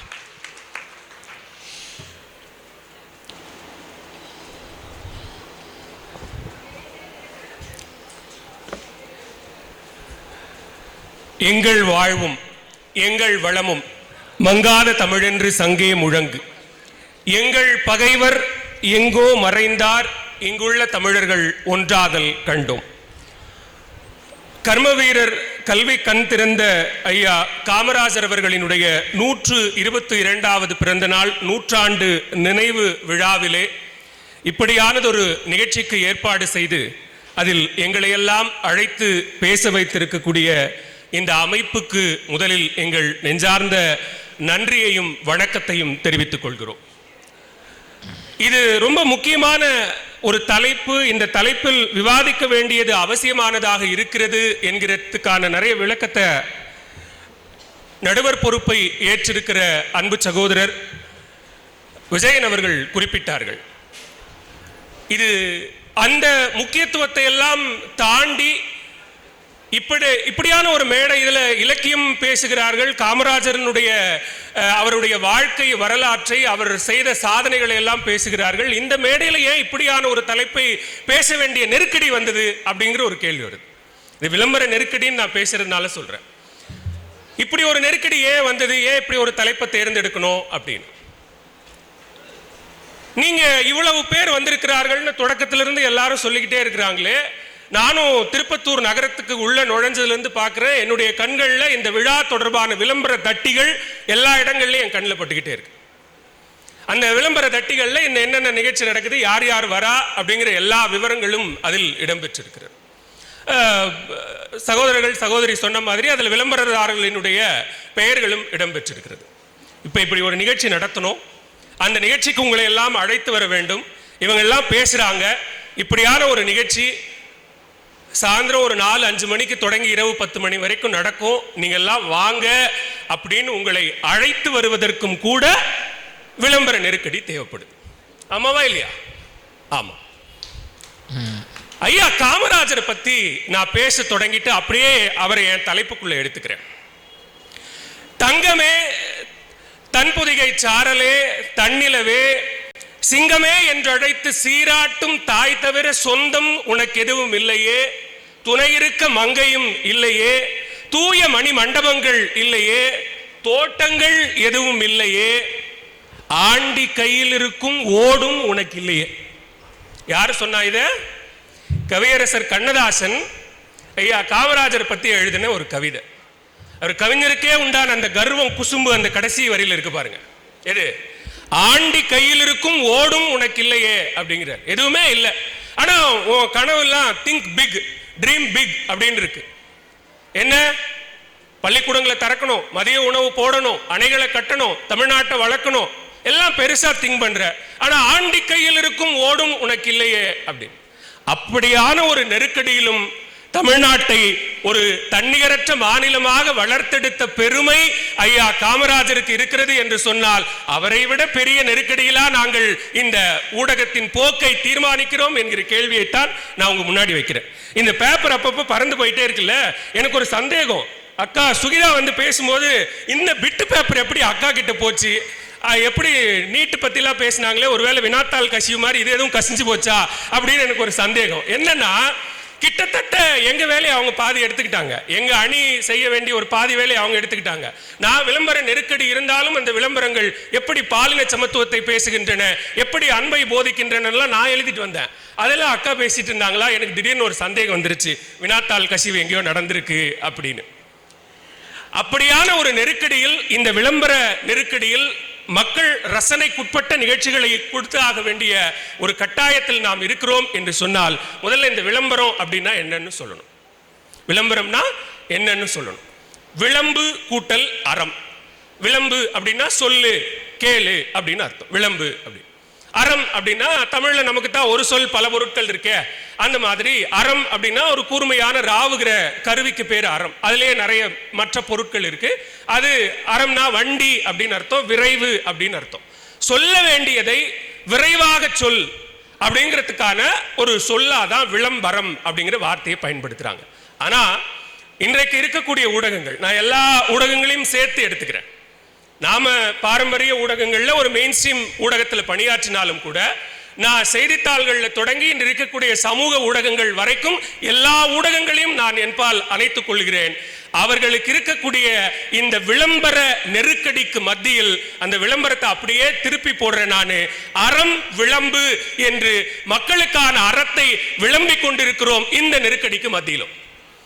ஆமா, எவ்வளவோ நெருக்கடி இருக்கு. எவ்வளவு உதாரணங்கள் சொன்னாங்கல்ல, விவசாய போராட்டம் குறித்து சொன்னாங்கல்ல, அதே மாதிரி டாக்டர் கிட்ட போகும்போது இந்த பிரச்சனை இருக்குன்னு சொன்னாங்கல்ல, அது கிட்டத்தட்ட எல்லா நெறியாளர்களுக்கும் இருக்கக்கூடிய பிரச்சனை தான். அப்ப நான் ஒரே ஒரு வேலை மட்டும் பார்த்தேன். இவங்க சொல்ற அதே நிகழ்வு, டெல்லியில விவசாயிகளினுடைய போராட்டம் நடந்து கொண்டிருக்கிறது. நான் நேரலையில உட்கார்ந்துருக்கேன். அந்த போராட்டத்தினுடைய நேரலையை எடுத்துக்கிட்டே இருக்கிறோம். சென்னையில ஒரு முக்கியமான நடிகர் செய்தியாளர்களை சந்திக்கிறார். அதை கட் பண்ணிட்டு இந்த நடிகரனுடைய செய்தியாளர் சந்திப்பு நேரலைக்கு போகணும். என்கிட்ட சொல்றாங்க, எனக்கு உள்ளுக்குள்ள ஒரு அறச்சீற்றம். விவசாயிகள் பிரச்சனை டெல்லியில போராடிட்டு இருக்கான், அதை பத்தி பேச வேண்டிய ஒரு தேவை இருக்கு. திடீர்னு நடிகரனுடைய செய்தியாளர் சந்திப்பை போக வேண்டிய அவசியம் இருக்கா அப்படின்னு சொல்லிக்கிட்டே இருக்காங்க. சொல்லுங்க சொல்லுங்க சொல்லுங்க. அந்த நடிகர் பேரை சொல்லல, ஆனா அடிக்கடி அவரும் நானும் மதுரைக்காரன் தாண்டா அப்படின்னு சொல்லிட்டே இருப்பார். நான் சொல்லல, எங்களுக்கு புரியல. இல்ல, நானும் மதுரைக்காரன் தாண்டா அப்படின்னு அந்த நடிகர் அடிக்கடி சொல்லிக்கிட்டே இருப்பார். சரி, எங்களுக்கு புரியலங்க. நான் வேலூர்காரன், இந்த மண்ணின் மைந்தன், அதை ரொம்ப பெருமையா சொல்லிக்கிறேன். ஸோ அப்படியான நேரத்தில் நான் எதுவும் சொல்லலை. அவங்களா வந்து அந்த நடிகரனுடைய செய்தியாளர் சந்திப்பை எடுத்துட்டு போயிட்டாங்க. ஸோ குறைந்தபட்சமாக அதை சொல்ல முடியாது அப்படின்னு சுகிதா சொன்னது போல காது கேட்காத மாதிரி கொஞ்ச நேரம் அமைதியாக இருந்துட்டு, அது நெருக்கடி தான். அந்த நெருக்கடிக்கு மத்தியிலும் அப்படியான சில சம்பவங்களை நிகழ்த்த வேண்டிய கட்டாயத்தில் நாங்கள் இருக்கிறோம். விளம்பரம் அப்படிங்கிறது, இந்த வர்த்தகம் அப்படிங்கிறது ஒரு சைக்கிள். நீங்க வந்து ஒரு பொருள் வாங்கணும், நீங்க பயன்படுத்தக்கூடிய, நம்ம அதை வந்து FMCG பொருட்கள் அப்படின்னு சொல்லுவோம். நம்ம பயன்படுத்துகிற சோப்பு, சீப்பு, ஷாம்பு, பவுடர், இந்த பொருட்கள் எல்லாம் சொல்லுவோம். இந்த பொருட்கள் குறித்த விளம்பரங்கள் தொடர்ச்சியாக வந்துகிட்டே இருக்கணும். இடையில நிகழ்ச்சி வரணும், இந்த விளம்பரங்கள் வரணும், தொடர்ச்சியாக நிகழ்ச்சி வரணும். இந்த ப்ராசஸ் நடக்குது இல்லையா, இந்த சைக்கிள் நடக்குது இல்லையா, இதில் எடுத்துகிட்டு போய் ஒரு விளம்பரதாரர் எங்களுடைய வணிக பிரிவு கிட்ட சொல்லுவாங்க, எந்த நிகழ்ச்சி உங்களுடைய சேனலில் நல்லா போகுது. மணிமாறன் கூட அந்த செய்தித்தாளை காட்டினார் இல்லையா, ஏன் முதல் பக்கத்தில் இவ்வளவு பெரிய விளம்பரம், செய்திகளுக்கு நடுவில் விளம்பரம் என்பதை தாண்டி விளம்பரங்களுக்கு நடுவில் செய்திகள் என்கிற நிலையை நாம் ஏன் எட்டினோம் அப்படின்னு. அப்போ அந்த வணிக பிரிவுக்கும் அந்த விளம்பரம் கொடுக்கிற அந்த வணிகருக்கும் இடையில ஒரு உரையாடல் நடக்கும். எது உங்களுடைய தொலைக்காட்சியில், எது உங்களுடைய செய்தித்தாளில், எது உங்களுடைய பொழுதுபோக்கு சேனல்ல அதிகமாக பார்வையாளர்களை கொண்டிருக்கக்கூடிய நிகழ்ச்சி அப்படிங்கிற ஒரு கேள்வி வரும்போது அவங்க ஒரு பட்டியல் கொடுப்பாங்க, இந்த நிகழ்ச்சிகள் தான் அதிகமான பார்வையாளர்களை கொண்டிருக்கிறது அப்படின்னு. அப்ப அந்த குறிப்பிட்ட நேரங்களுக்கு தான், அந்த நிகழ்ச்சிகளுக்கு தான் கூடுதலான விளம்பரங்களை அந்த விளம்பரதாரர் கொடுப்பார். இப்ப புரியுதா இந்த நெருக்கடி எங்கிருந்து உருவாகுதுன்னு?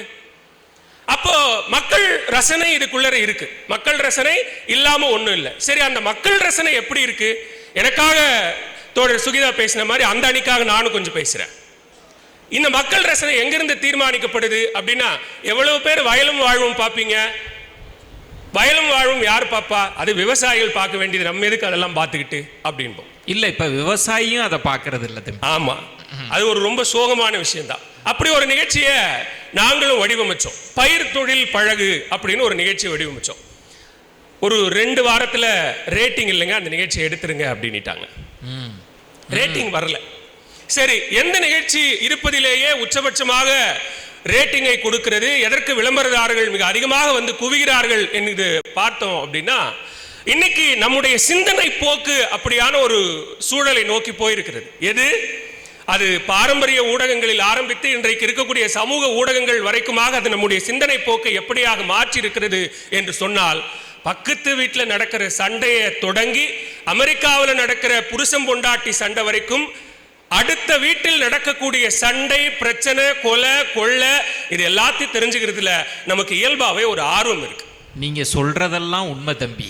ஆமா, சொல்லுவதெல்லாம் உண்மை. ஆமா, இது ஏத்துக்கிட்டு தான் ஆகணும். அது யாரையும் நான் உங்களை என்ன அப்படின்லாம் நான் பிரிச்சு பேசல, எல்லாரையும் சொல்றேன். அப்படியான ஒரு இயல்பு நம்மிடையே வந்து விட்டது. ஸோ அப்போ என்ன ஆகுதுன்னா, குற்ற செய்திகள் என்கிற தொகுப்பை அள்ளி கொடுக்குறோம் இல்லையா, அந்த மாதிரியான நிகழ்ச்சிகளுக்கு ரேட்டிங் அதிகமாக வருது. அந்த நிகழ்ச்சிகளுக்கு விளம்பரதாரர்கள் மிக அதிகமாக வருகிறார்கள். அப்போ அங்கே ஒரு விளம்பர நெருக்கடி என்பது ஏற்படுகிறது. அந்த நெருக்கடியை தாண்டி சில நல்ல விஷயங்களை எப்படியாவது பார்வையாளர்களுக்கு கடத்திடலாம். நீங்க தான் வந்து நடுநிலைமை ஒன்று என்று இல்லவே இல்லை, அறத்தை நம்ம சொல்லணும் அப்படின்னு சொல்றீங்களே, எங்கேயாவது ஒரு இடத்துல சொல்லிடலாம் அப்படின்னு முயற்சி பண்ணா அதெல்லாம் வேண்டாம் தம்பி, நீங்க கொஞ்சம் ஓரமா நில்லுங்க, வேடிக்கை மட்டும் பாருங்க அப்படிங்கிறாங்க. அது யார் சொல்றா? மக்கள் தான் சொல்றாங்க. அவங்க எப்படி சொல்றாங்க? அந்த நிகழ்ச்சிகளை பார்ப்பதன் மூலமாக சொல்கிறார்கள். சுகிதா அவர்கள் சொன்னாங்க, இன்னைக்கு ஆண்கள் சீரியல் பக்கம் வந்ததை போல பெண்கள் அரசியல் விவாதங்களை, அரசியல் நிகழ்ச்சிகளை பார்க்க வந்திருக்கிறார்கள் அப்படின்னு. ஆமா, நான் ஒத்துக்கிறேன். நீங்க இங்க இருக்கக்கூடிய சில கணவன்மார்களை கேட்டு பாருங்க. அவங்களுக்கு வந்து அது சோசியல் மீடியாவோ அல்லது மெயின் ஸ்ட்ரீம் ஊடகங்களோ, அவங்களுக்கு இப்பெல்லாம் வாட்ஸ்அப்ல ஒரு ஸ்கிரீன்ஷாட் ஒன்று வரும், இந்த விளம்பரத்தினுடைய ஸ்கிரீன்ஷாட் ஒன்று வரும். வரும்போது இந்த டீ தூளை மறக்காம வாங்கிட்டு வந்துருங்க, அதுக்கு கூடவே ஒரு இலவசம் ஒன்று கொடுக்குறாங்களாம், அதையும் சேர்த்து வாங்கிட்டு வந்துருங்க அப்படின்னு அந்த விளம்பரத்தோட ஸ்கிரீன்ஷாட் அனுப்புறாங்க. சமூக ஊடகங்களில் ஏதாவது விளம்பரங்கள் வந்தால் அந்த விளம்பரத்தினுடைய லிங்கை எடுத்து வாட்ஸ்அப்ல அனுப்புறாங்க. நான் இதை குறை சொல்லணும்னோ குற்றம் சொல்லணும்னோ சொல்ல, அது ஆரோக்கியமான வளர்ச்சி, அந்த வளர்ச்சியை நானும் வரவேற்கிறேன். ஆனா அங்க விளம்பரங்களினுடைய நெருக்கடி அவங்களை தொடர்ச்சியா ஆக்கிரமித்து கொண்டே இருக்கிறது. அதன் அடிப்படையில் தான் இன்றைக்கு ஊடகங்களினுடைய போக்கு தீர்மானிக்கப்படுகிறதா என்று கேட்டால் ஆம், அப்படித்தான் தீர்மானிக்கப்படுகிறது. நீங்க உங்களுடைய ரசனையை எதன் அடிப்படையில் தீர்மானிக்கிறீர்கள் அப்படின்னு நான் சொல்றேன். யாராவது ஒருத்தர் தொடர்ச்சியா உங்ககிட்ட வந்து இது நல்லது, இது நல்லது, இது நல்லது அப்படின்னு சொல்லிக்கிட்டே இருந்தா, ஆமா இது நல்லதுன்னு நீங்களும் 5வது முறை சொல்லிடுறீங்க. ஆமாவா இல்லையா? நான் நல்லா பேசுறேனா, நான் நல்லா பேசுறேனா, நான் நல்லா பேசுறேனா, நல்லா பேசுறேன்னு சொல்றாங்க. அவ்வளவுதான். இப்படித்தான் இது நல்லது, இது நல்லது, இது நல்லதுன்னு ஒரு 5 முறை சொன்ன உடனே ஆமா இது நல்லது அப்படின்னு உங்களுடைய மூளையை சலவை செய்யக்கூடிய ஒன்று தொடர்ச்சியாக நடந்து கொண்டே இருக்கிறது. அதன் அடிப்படையில் தான் இன்றைக்கு இந்த நெருக்கடி என்பது உருவாகிறது. இந்த நெருக்கடிக்கு மத்தியில தான் நாங்கள் சில விஷயங்கள் எல்லாம் கொடுக்கணும் அப்படின்னு ரொம்ப ஆசைப்பட்டு அதையெல்லாம் கொடுக்கிறோம். இந்த விளம்பரங்களினுடைய அந்த பாலின சமத்துவம் குறித்து சொன்னாங்கல்ல, ஒரு 30 வினாடிகளில் நம்ம 3 மணி நேரம் படம் பார்க்கிறோம். இந்த படம் என்ன மெசேஜ் சொல்லுச்சு அப்படின்னு உட்கார்ந்து உரையாடுறோம், விமர்சனம் எழுதுறோம். ஆனா இன்றைக்கு ஒரு 30 வினாடிகளில் சமுதாயத்திற்கு தேவையான ஒன்றை சொல்லுகிறார்கள். அந்த ரசனை மாறி இருக்கிறது. ஏதோ ஒன்று கொண்டு வந்து இது என் பொருள், இது நல்லா இருக்கும், இது வாங்கிக்கோ, மற்ற பொருள்லாம் நல்லா இருக்காது அப்படின்னு சொல்ற விளம்பரங்களை தாண்டி இன்றைக்கு சமூக கண்ணோட்டத்தோடு, மிக குறிப்பாக இந்த மண்ணின் மகத்துவத்தோடு சேர்த்து விளம்பரத்தை கொடுக்கக்கூடிய நெருக்கடி விளம்பரதாரர்களுக்கும் உருவாகி இருக்கிறதுன்னு நான் சொல்றேன். சில உதாரண விளம்பரங்களை மட்டும் நான் உங்களுக்கு சொல்கிறேன். ஒரு இளம் பெண் கிரிக்கெட் விளையாடுறா. கிரிக்கெட் விளையாடும் போது ஆண் பவுலர் பந்து போடுறான். பந்து போடும்போது அந்த பந்து அந்த பெண்ணோட ஹெல்மெட்ல அடிச்சிருது. அப்போ கூட இருக்கிற இன்னொரு பவுலர் சொல்றான், அது பொண்ணு பார்த்து பந்து போடு அப்படின்னு சொல்றான். விளையாட்டுல என்ன ஆண் பெண் அப்படின்னு அந்த பெண் கேள்வி கேட்கிறா. அதுக்கு கூட இருக்கிற வீரர் சொல்றாரு, நீ உன் பேட்டால் அதுக்கு பதில் சொல்லு அப்படின்னு சொல்றாரு. சொன்ன உடனே அடுத்த பந்தை அந்த பெண் தன்னுடைய பேட்டால் விளாசுகிறாள். அந்த போர்டில் இருக்கிற பேட்ஸ்மேன் அப்படிங்கிற இடத்துல இருந்து அந்த மேன் உடைஞ்சு கீழே விழுது. பாலின சமத்துவத்தை ஒரு 30 வினாடிகளில் இதை தாண்டி உங்களால சொல்லிட முடியுமா? என்ன, அந்த உற்சாக பானத்தை குடித்தால் அந்த பந்தை வேகமாக அடிக்க முடியும்னு சொல்றாங்க. அது குடிக்கிறதும் குடிக்காததும் உங்களோட விருப்பம். ஒரு டீ எல்லாரும் குடிக்கிறது, வந்ததுல இருந்து நாங்களும் ஒரு 3 முறை குடிச்சிட்டோம். ஒரு வயதான கணவன் மனைவி வீட்டுக்கு வராங்க. மழை பெய்யுது, வீட்டு சாவி இல்லை, வீட்டுக்குள்ள போகணும். பக்கத்து வீட்டில் மாற்று மதத்தை சேர்ந்தவர்கள் இருக்கிறாங்க. அவங்க வீட்டுக்குள்ள எப்படி போறதுன்னு இவங்களுக்கு ஒரு தயக்கம். மழை பெய்யுது, அந்த மாற்று மதத்தை சேர்ந்திருக்கிறவர் டீ போட்டு வச்சுட்டு உள்ள வாங்க அப்படின்னு கூப்பிடுறாங்க. சரி, தயக்கத்தோட உள்ள போறாங்க. அந்த டீயை குடிக்கிறாங்க. இன்னொரு கப்பு கிடைக்குமா அப்படின்னு கேட்கிறாங்க. இன்னொரு கப்பு டீ கிடைக்குது, குடிக்கிறாங்க. சாதி மத பேதத்தை உடைக்கக்கூடிய ஒரு செய்தியை 30 வினாடிகளில் இதை தாண்டி உங்களால் எப்படி சொல்லிவிட முடியும்? நம்ம அவங்களை அப்படி ஒரு நெருக்கடிக்கு ஆளாக்கி இருக்கிறோம்ல. இந்த சமூகத்தில் இதையெல்லாம் தேவைப்படுகிறது என்கிற நெருக்கடிக்கு அவர்களையும் ஆளாக்கி இருக்கிறோம்ல. இதையெல்லாம் தாண்டித்தான் இன்றைக்கு ஊடகங்களினுடைய போக்கை தீர்மானிக்க வேண்டிய இடத்தில் நாம் இருக்கிறோம். இது மக்கள் ரசனை தான், ஆமா இல்லைன்னு சொல்லல. நானும் ஊடகத்தை விட்டு வெளியில வந்து மக்கள் ரசனையோடு சில விஷயத்தை பார்த்தா, ஆமா இதெல்லாம் எனக்கு விருப்பம் உள்ளவையாக இருக்கிறது, இவையெல்லாம் விருப்பம் இல்லாதவையாக இருக்கிறது, இதை எப்படி தீர்மானிக்கிறதுன்னு எனக்கும் சில குழப்பங்கள் வரும். நான் மறுபடியும் சொன்ன மாதிரி தான், நம்மள எல்லாம் ஒரு மாசா ஒரு மூளை செலவை செய்து இதுதான் சரி, இதுதான் சரி, இதுதான் சரி அப்படிங்கிறது சொல்லிக்கிட்டே இருக்கிறதன் மூலமா அதை நம்மள வாங்க வச்சிடறாங்க. ஒரே ஒரு செய்தி மட்டும் உங்களுக்கு சொல்றேன். இந்த செய்தி ஒருவேளை உங்களுக்கு தெரிந்திருக்கலாம் அல்லது தெரியாமல் இருக்கலாம். நம்ம அண்ட பெருவெடிப்பு நிகழ்வு இல்லையா, இதை வந்து பிக் பேங் தியரின்னு சொல்லுவோம்ல, பிக் பேங் தியரி. இப்போ ஒரு புது தியரி ஒன்று இருக்கிறது. அந்த தியரியினுடைய பெயர் big bang theory. Big bang theory. அது என்ன அப்படின்னா, அந்த ஃபேங் என்ன அப்படின்னு பார்த்தீங்கன்னா, ஃபேஸ்புக், அமேசான், நெட்ஃபிளிக்ஸ், கூகுள், இதுவெல்லாம் தான் அந்த ஃபேங். இவங்கெல்லாம் யாரு அப்படின்னு கேட்டா, இந்த உலகத்தினுடைய ஆகப்பெரும் பொருளாதாரத்தை தீர்மானிக்கக்கூடிய வல்லமைகள் இந்த ஃபேங் தானா.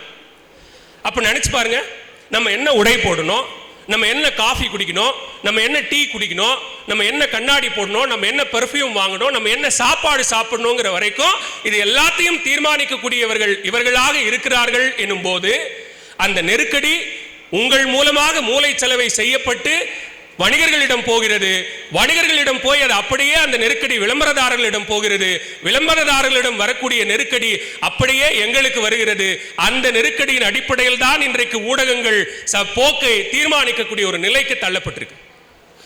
எல்லாருமே சொன்னாங்க, இந்த டாக் பேக்ல இந்த விளம்பரம் நெருக்கடி சீக்கிரம் முடிச்சிருங்க சீக்கிரம் முடிச்சிருங்கன்னு சொல்லுவாங்க.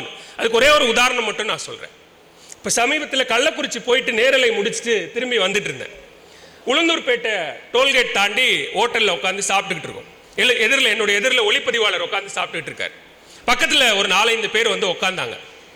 உட்காந்தவங்க திடீர்னு என்னை கை காமிச்சு, இவர்தான் இவர்தான் யாரையும் பேச விட மாட்டார், இவர்தான் அப்படின்னாங்க. எனக்கு ஒன்றும் புரியல. உடனே ஒளிப்பதிவாளர் சொல்றாரு, அவங்க உங்களை தான் சொல்றாங்க அப்படின்னு. இருங்குங்க அப்படின்னு.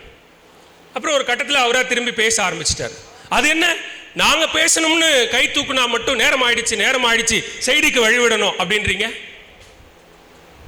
ஏன் இப்படி ஒருதலை பட்சமா நடந்துக்கிறீங்க அப்படின்னு கேட்டார். ஐயா, எங்களுக்கு அப்படி ஒரு நெருக்கடி இருக்குங்க. அப்படி அந்த விளம்பரத்தை நாங்க போடாம விட்டுட்டோம் அப்படின்னா நிறைய பேர்ல எழுதுங்க அப்படின்ற மாதிரி அந்த விளம்பரத்தெல்லாம் சேர்த்து எங்க பேர்ல எழுதிடுவாங்க. அந்த 2 நிமிஷத்து விளம்பரத்துக்கு ஒரு 200 பக்கத்துக்கு நாங்கள் ஒரு கட்டுரை எழுதணும், விளக்க கட்டுரை. ஏன் இந்த விளம்பரம் போடல அப்படின்னு ஒரு விளக்க கட்டுரை எழுதணும்.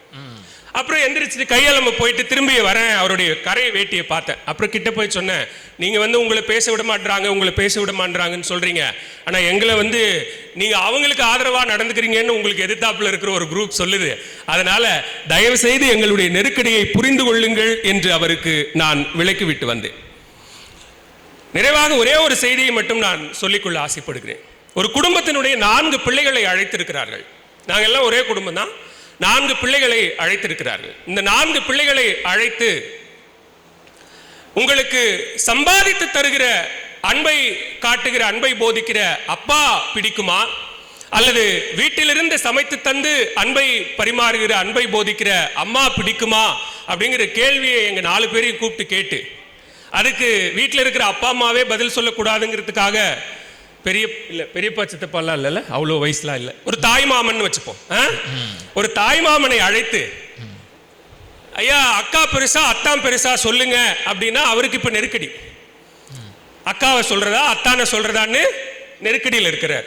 அதனால அக்கா இல்லாமல் அத்தான் இல்லை, அத்தான் இல்லாமல் அக்கா இல்லை. நல்லதொரு தீர்ப்பை சொல்லுக்கு விஜயனாக நீங்கள் வழங்குவீர்கள் என்கிற நம்பிக்கையோடு என்னுடைய முதல் சுற்று வாதத்தை நிறைவு செய்கிறேன். நன்றி, வணக்கம். சிறப்பாக பேசினாரு. இப்போ எனக்கு ஒரு குழப்பம் வந்து போச்சு, அக்காவா அத்தானா அப்படின்னு. இப்படியெல்லாம் ஒரு நெருக்கடி ஊடகத்துக்கு மட்டுமல்ல, நடுவராக இருக்கிறப்பையும் இருக்குன்றதை புரிஞ்சுக்க முடியுது. ஆனால் ரொம்ப ஒரு அழகான ஒரு கருத்தை சொன்னாருங்க. அந்த கருத்து என்னன்னா, விளம்பரங்கள் உங்கள் மூளையை சலவை செய்கிறது, உங்களிடம் சலவை செய்து விளம்பர நிறுவனங்களுக்கு அழுத்தம், விளம்பர நிறுவனங்களின் மூலம் ஊடகத்திற்கு அழுத்தம். எங்கிருந்து புறப்பட்டு எப்படி இந்த நெருக்கடி வருது அப்படின்றத ரொம்ப அவருக்கே உள்ள அனுபவத்திலிருந்து சொன்னார். எனக்கு இன்னொரு பெரிய ஆச்சரியம் என்ன அப்படின்னா, ரொம்ப கனமான தலைப்பு இது. ஊடகவியலாளர்கள், அது சார்ந்து படிப்பவர்கள் மட்டுமே கவனித்து உள்வாங்கக்கூடிய ஒரு தலைப்பை நான் உண்மையில் ஆச்சரியத்தோடு நான் அவர் பேசுகிறதையும் பார்த்துட்டு உங்களை தான் பார்க்குறேன். எப்படி இவ்வளவு ஆழமாக இந்த கருத்துக்கள் எல்லாம் வாங்குறீங்க அப்படின்னா, ரொம்ப விசாலமான அந்த அந்த பண்பு உங்களுக்கு எப்படி அப்படின்னா, இது இது இது ஒரு திடீரென்று ஏற்பட்ட மாற்றம் இருக்காது. இங்கு நிகழ்ந்த தொடர் நிகழ்ச்சிகளின் விளைவாகத்தான் நான் பார்க்கிறேன். அதனால தான் நான் முன்பே சொன்ன மாதிரி உங்களை பக்குவப்படுத்தி இருக்கிறார்கள். அது எனக்கு ரொம்ப கூடுதல் மகிழ்ச்சியை தருது. இப்போ அபிநயா அவர்கள் வரணும். மக்கள் ரசனையில் என்ன சிக்கல் அப்படின்றத பட்டியலிடுவாங்க.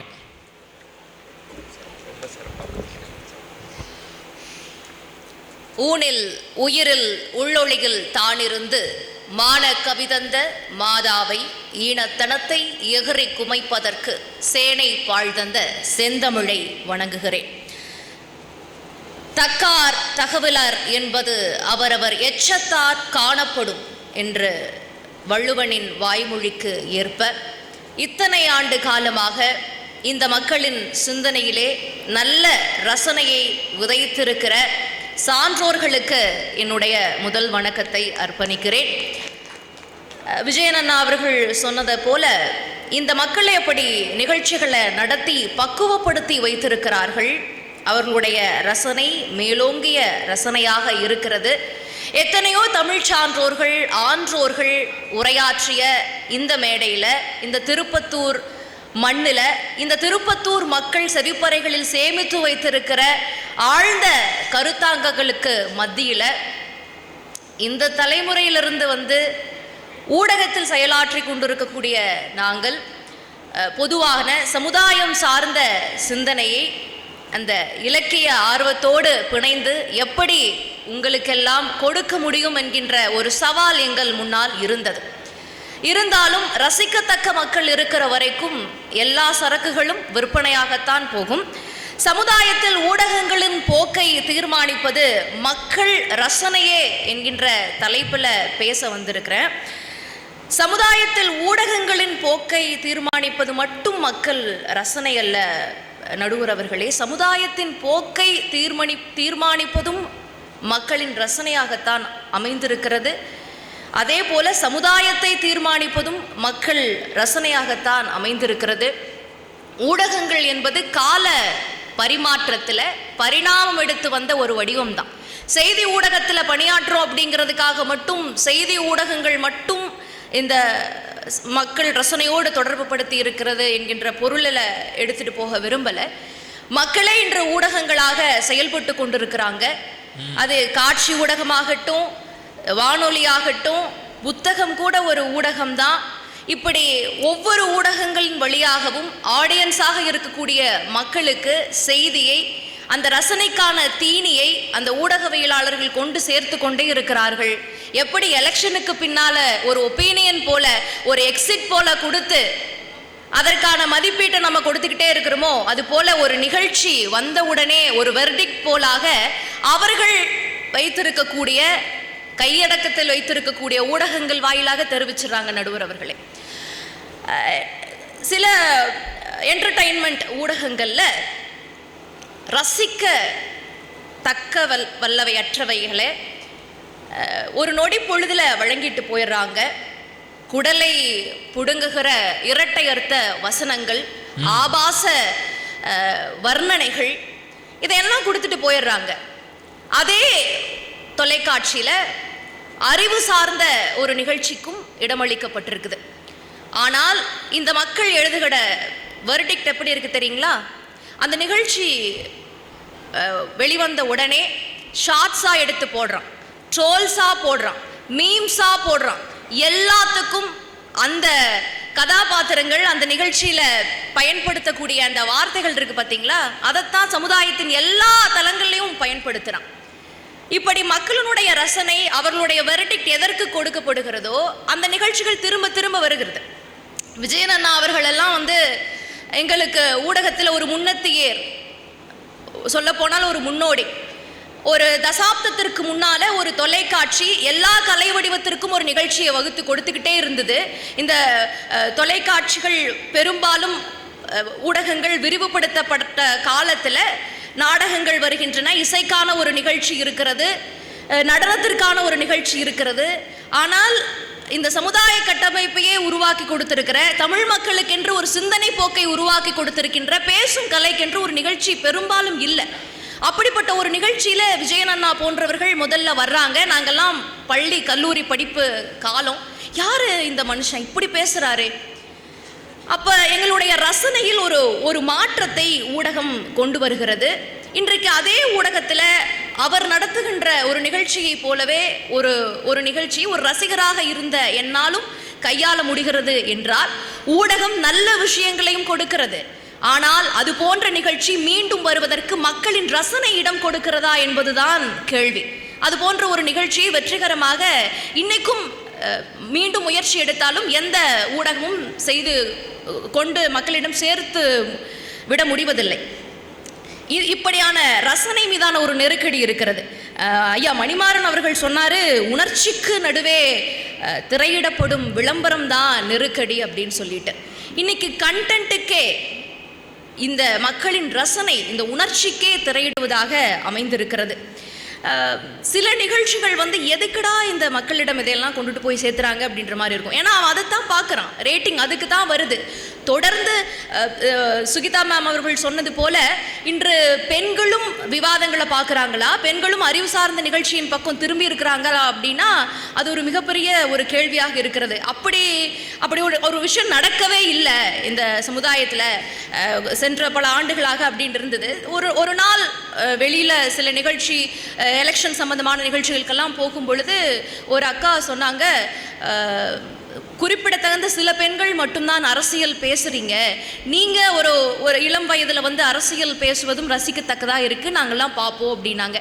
பெண்கள் சீரியல் தானே பார்ப்பாங்க, நீங்க எப்ப விவாதங்கள் அரசியல்லாம் பார்க்க ஆரம்பிச்சிங்க அப்படின்றப்ப அந்த ஒரு ரசனைக்குன்ற ஒரு தேக்க நிலை இருக்கிறது.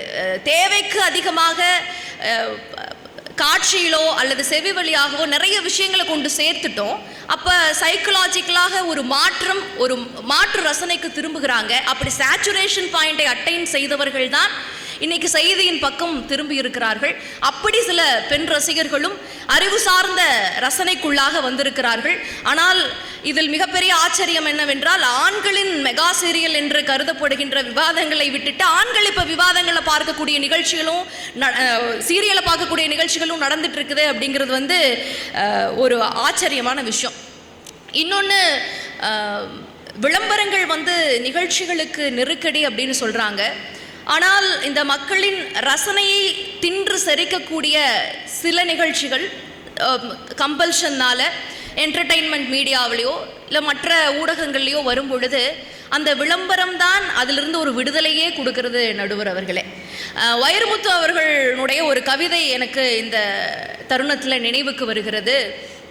9 மணி ஆனால் உன் அப்பா சொந்தமில்லை, 9:30 உன் அம்மா சொந்தமில்லை, ஆயாவும் தொலைக்காட்சி அசதியிலே தூங்கிவிட்டால் தூக்கத்தை தவிர துணைக்கு வர யாரும் இல்லை என்கின்ற கவிதையில விளம்பரத்தின் மத்தியிலே விழிசாய்த்து கண்ணுறங்கு என்ன வரும். இன்னைக்கு விளம்பரம் போட்டா தான் நிறைய பேருக்கு வீட்டில் சாப்பாடே. நடுவர் அவர்களே, இன்னைக்கு அப்படி போயிடுச்சு மெகா சீரியலோட நிலைமை.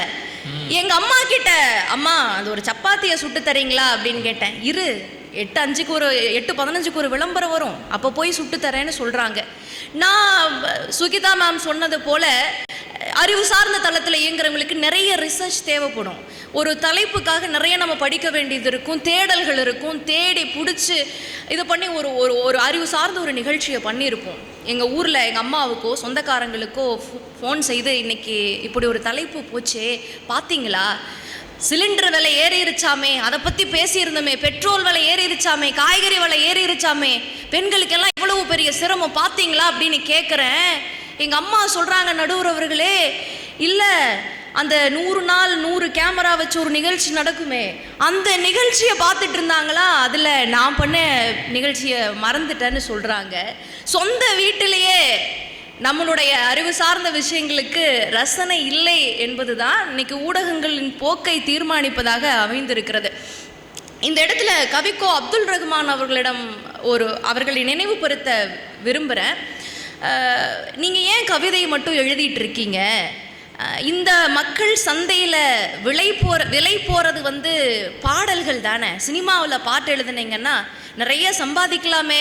கவிதை எழுதுனா யார் புக்கு வாங்கி அந்த கவிதை எப்போ படித்து எப்போ அப்துல் ரஹ்மான் யாருங்கிறது மக்களுக்கு கொண்டு போய் சேர்க்கப்படும் அப்படின்னு சொல்லி கேட்குறாங்க.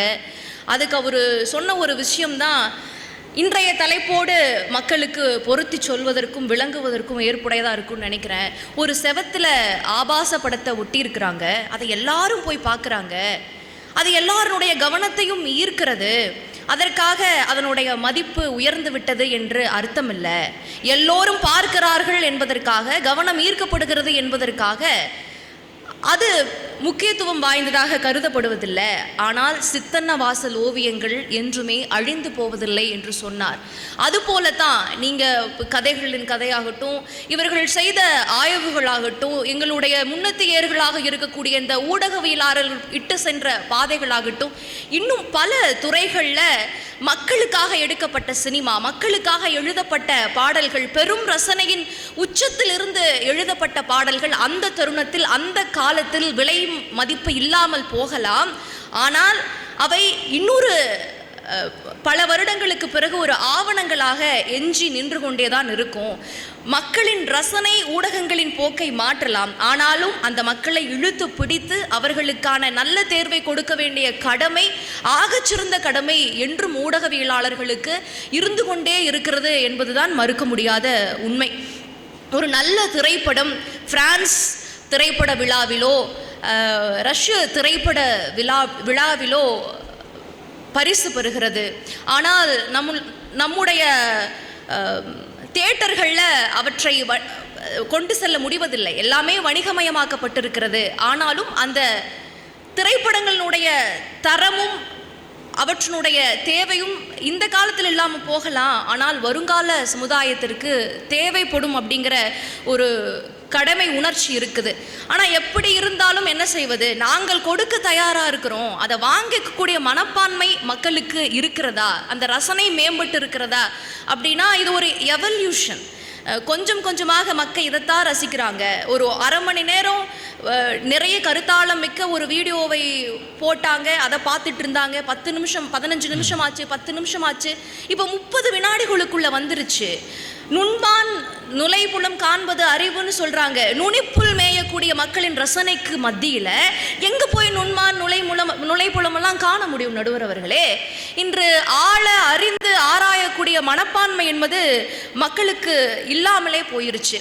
இன்னும் த்ரில் எது கொடுக்குது, எது அந்த கன நேரத்தில் சந்தோஷத்தை கொடுத்து விடுகிறது என்கின்ற அடிப்படையில் தான் மக்களுடைய ரசனை மாறி இருக்கிறது. அதனால தான் நம்ம சொல்றது போல கிரைம் ஷோவுக்கோ இல்லைன்னா ஒரு உணர்ச்சியை கொடுக்கக்கூடிய ஒரு காமெடி ஷோவுக்கோ, அந்த கன நேரத்தில் இன்பத்தை கொடுக்கக்கூடிய நிகழ்ச்சிகளுக்கோ மக்களினுடைய பார்வை அதிகமாக செல்கிறது. ஆனால் ஒரு சிந்தனை மாற்றத்தை தொடர்ந்து அந்த சமுதாயத்திற்குள் விதைத்து கொண்டே இருக்கக்கூடிய கருத்தாளம் மிக்க நிகழ்ச்சிகளை அவங்க தவிர்த்துக்கிட்டே வர்றாங்க என்பது இருக்கிறது. ஆனாலும் அது தொடர்ந்து அப்படியே இருந்து விடாது. எல்லா காலகட்டத்திலையும் இது நடந்திருக்கும். ஒரு கலை வடிவம் இருந்திருக்கும் ஆரம்ப காலகட்டத்திலிருந்து. இந்த மனித சமுதாயமே அப்படி பரிணாம வளர்ச்சியில் வந்தது தான். எங்கேயோ குகையிலையோ எங்கேயோ கட்பாறைகள்லையோ ஓவியம் வரைஞ்சு அதுக்கப்புறம் அங்கே குழுக்களாக பாடி அதற்கு பிறகு வார்த்தைகள் தோன்றி, இது போல் எத்தனையோ பரிணாமங்களில் வந்து அந்த கலைகள்லாம் ஒரு பரிணாமத்திலையும் அழிஞ்சு போய்கிட்டே இருக்குது. அதை தூக்கி நிறுத்த வேண்டிய கடமை மக்களுக்கு இருக்குது. அந்த ரசனை தான் எடுத்தாலும் இதில் மிகப்பெரிய சேலஞ்ச் இன்னைக்கு என்ன இருக்குன்னா, இன்னைக்கு ஒரு புதிய சமுதாயம் வந்துக்கிட்டே இருக்கு. ஒரு 10 ஆண்டுகளுக்கு ஒரு முறை ஒரு ஜென்ரேஷன் வருதுன்றாங்க. இன்னைக்கு இருக்கக்கூடிய ஜென்சி அந்த ஜென்ரேஷனை கையாள்வது மிகப்பெரிய ஒரு அச்சுறுத்தலாக இருக்குது, ஒரு பெரிய சவாலாக இருக்கிறது. நீங்கள் எதை செஞ்சீங்கனாலும் பூமர்ன்னு சொல்லிடுறான் நடுவர் அவர்களே. நம்ம எதை பேசினாலும் கிரிஞ்சுன்னு சொல்லிடுறான். ஆழமிக்க கருத்துக்களை பேச முடிகிறதில்ல, ஒரு அறிவுத்தளத்தில் இருக்கக்கூடிய கருத்துக்களை கொண்டு சேர்க்க முடிகிறதில்ல. அவனுக்கு தேவை கன நேரத்தில் பஞ்ச் டைலாக்ஸ், ட்ரோல் மெட்டீரியல்ஸ், அதற்கான கான்டென்ட். இவைகளைத்தான்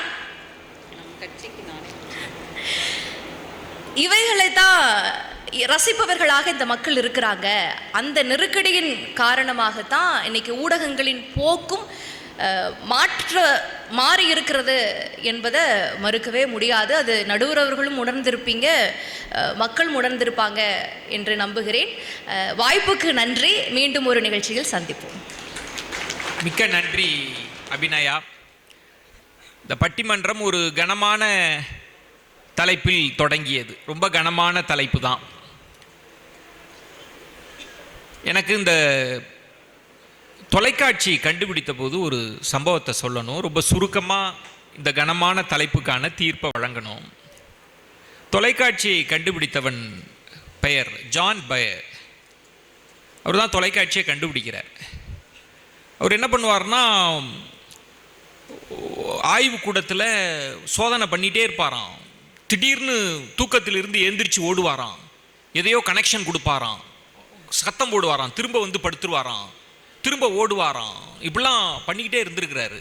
அவங்க பொண்டாட்டிக்கு ரொம்ப கடுப்பாயிடுச்சு. அவங்க பொண்டாட்டிக்கு, ஐயோ என்னையா பண்ணுற அப்படின்னு. அவர் வந்து திரும்பவும் டிவி கண்டுபிடிச்சிட்டு இருக்கிறாரு. அப்போ வந்திருக்கிற ஆட்கள்கிட்டலாம் அவங்க மனைவி சொன்னிச்சான், இந்த ஆள் லூஸ் ஆகிட்டான், இந்த ஆள் முட்டாள் ஆகிட்டான், என்னென்னமோ செஞ்சுக்கிட்டு இருக்கான் அப்படின்னு. டிவியை கண்டுபிடித்த ஜான் பயர்ட் அப்போ சொன்னாராம், என்னையா லூசுன்னு சொல்கிற, ஒரு நாள் இந்த உலகம் அந்த சின்னஞ்சிறு பெட்டிக்கு முன்னால் லூஸாக பைத்தியமாக அமர்ந்திருக்க போகிறது அப்படின்னு அவன் கண்டுபிடித்த போது எழுதி வைத்தாராம். நம் வாழ்க்கையை தீர்மானிக்கிற ஊடகம். புரிஞ்சுக்கலாங்களா? இப்போ இந்த தலைப்பு ரொம்ப பல்வேறு புள்ளிகளை இணைத்து பேசினாங்க. இப்போ பிரச்சனை ஊடகத்தில் நிகழ்ச்சியில் இருக்கு. நிகழ்ச்சி இன்னும் மேம்படாக இருக்கணும். நிகழ்ச்சி சரியா இல்லை, சமூகத்துக்கு சரியா இல்லை, சில நிகழ்ச்சிகளை நீங்கள் தவிர்த்திருக்கலாம்.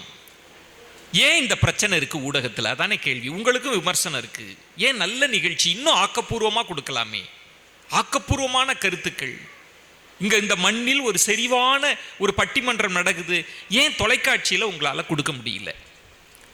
நான் சின்ன 2 சம்பவத்தை சொல்கிறேன், அதுதான் எனது தீர்ப்பாக இருக்கும்.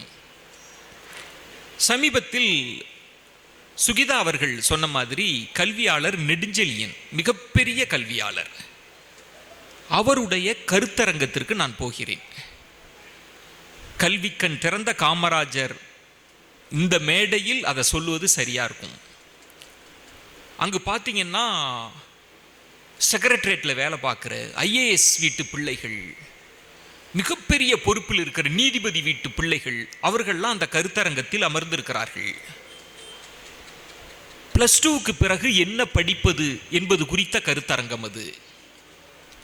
அவர் சொல்கிறார், +2க்கு பிறகு எத்தனை போட்டித் தேர்வுகள் அப்படின்னு கேட்கிறார். அங்க பாடம் நடத்துது. உங்களுக்கு தெரியுமா எத்தனை போட்டித் தேர்வுகள் நடக்கிறது +2க்கு பிறகு? யாராவது ஒருவர் சொல்லுங்க பார்ப்போம். எத்தனை போட்டித் தேர்வு நடக்குது +2க்கு பிறகு? கல்வியை கொண்டாடுகிற சமூகம் தானே. எத்தனை நடக்குது? நீட் எல்லாருக்கும் தெரியும், நீட் தேர்வு. JEE தெரியும். இதை தாண்டி யாருக்காவது தெரியுமா? ஆனால் அந்த கருத்தரங்கத்தில் 75க்கு மேற்பட்ட போட்டித் தேர்வுகள் நடக்குது. அதை பற்றி அவர் சொல்றார். எப்படி அதற்கு தயாராக வேண்டும்? அந்த போட்டித் தேர்வுகளில் தயாரான வீட்டு பிள்ளைகள், நம்ம பிள்ளை இன்னைக்கு நீங்க கஷ்டப்பட்டு ஆட்டை வித்து மாட்டை வித்து நிலத்தை வித்து BE படிக்கிறான், ஏதோ டிகிரி படிக்கிறான், 20,000 ரூபாய் 30,000 ரூபாய் சம்பாதிக்கிறான். ஆனால் அவர் வழிகாட்டுகிற அந்த பிள்ளைகள் மாதம் 20 லட்சம் 50 லட்சம் ஏன் 1 கோடி சம்பாதிக்கிறார்கள். எனக்கு ஆச்சரியமாக இருந்தது. என்ன கல்விக்காக என் குடும்பம், கல்விக்காக தவமிருந்த குடும்பம், இங்கு இருக்கக்கூடியவர்கள் நீங்கள் எல்லோரும் கல்வியை நேசிக்கிற குடும்பம், கல்விக்காக உயிரை கூட கொடுக்கக்கூடிய குடும்பம். ஆனால் நம் வீட்டு பிள்ளைகளால் அங்கே போக முடியல. காரணம், இதை பற்றிய விழிப்புணர்வே இல்லை. யாரோ ஒருத்தர் போறார். இங்கு பிரச்சனை அறிவு வயப்பட்டதல்ல, திறமை வயப்பட்டதல்ல, வாய்ப்பும் விழிப்புணர்வும் பட்டது.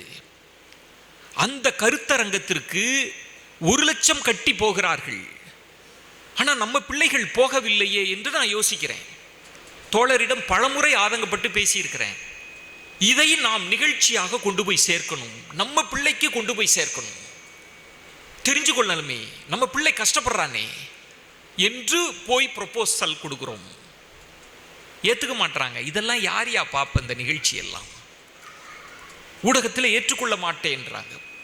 கடுமையான போராட்டத்திற்கு பிறகு அந்த நிகழ்ச்சியை நம்ம வடிவமைக்கிறோம், அந்த நிகழ்ச்சி ஏற்பாடு செய்கிறோம். இது மாதிரியான நிகழ்வுகளுக்கு பிள்ளைகளுக்கு பெற்றோர்களுக்கு அறிவிப்பு கொடுக்கிறோம். வாங்க, முக்கியமான கல்வி வழிகாட்டுதல் நிகழ்ச்சி நடத்துக்குது.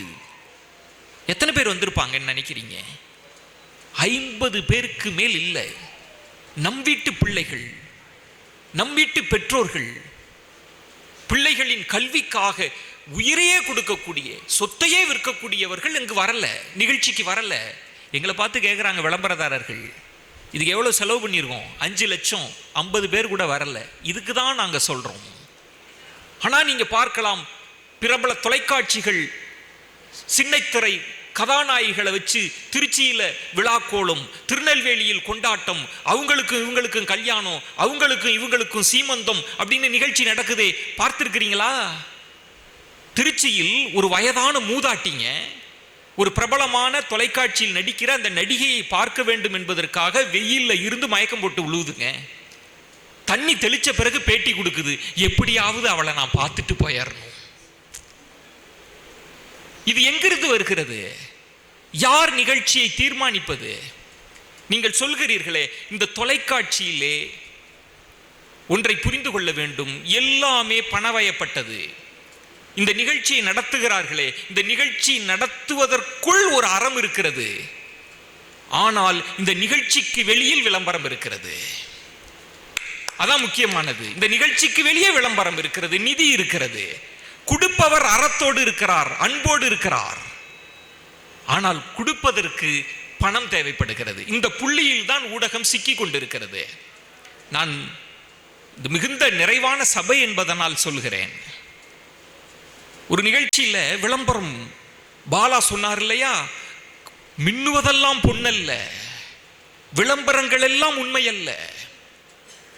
விளம்பரங்கள் உங்கள் வாழ்க்கையை தீர்மானிக்கும், உங்கள் பாதையை தீர்மானிக்கும், உங்களை நம்ப வைத்து விடும்.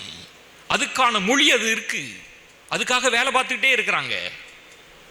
நான் ஒரு பிரபலமான ஒருவரை, நான் ஒரு மிகப்பெரிய சயின்டிஸ்ட், அவரை நான் பேட்டி காண போகிறேன். அவர் ஒரு சித்த மருத்துவரை பற்றி எனக்கு ஒரு குறிப்பு தருகிறார். மிகப்பெரிய சித்த மருத்துவர், ஒரு மனநோய்க்கு தீர்வு காணுகிறார் அப்படின்னு ஒரு குறிப்பு தர்றார். அவரை தேடி பார்த்தா அவர் யாருக்குமே தெரியல, தொலைக்காட்சியில் தெரியாது, விளம்பரங்கள் இல்லை. நான் அவரை தேடி போகிறேன் பேட்டி எடுப்பதற்காக.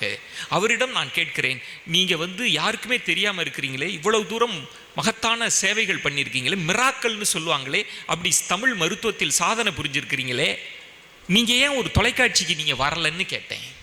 சித்த மருத்துவராக விளம்பரத்துக்கு வந்திருக்கலாம் இல்லையா அப்படின்னு. அவர் சொன்னார், நாள் பூரா தொலைக்காட்சியில் 10 மணிக்கு மேலே திறந்தா சித்த மருத்துவம் தானேயா இருக்கான் அப்படின்னார். ஆமாங்க, நீங்கள் ஏங்க வரலை அப்படின்னு. அவர் சொன்னார், சித்த மருத்துவன், நல்ல சித்த மருத்துவத்தின் அந்த பொறுமையை புரிந்தவன், உள்ளுணர்வை எடுத்துக்கொண்டவன் விளம்பரத்தை தேட மாட்டான் அப்படின்னு சொன்னார். மக்கள் தான் என்னை நாடி வரணும், அந்த பிராப்தம் இருக்கணும்னு சொன்னார். ஒரு வகையினர் விலகி இருக்கிறார்கள், விளம்பரத்திற்குள் வராமல் இருக்கிறாங்க.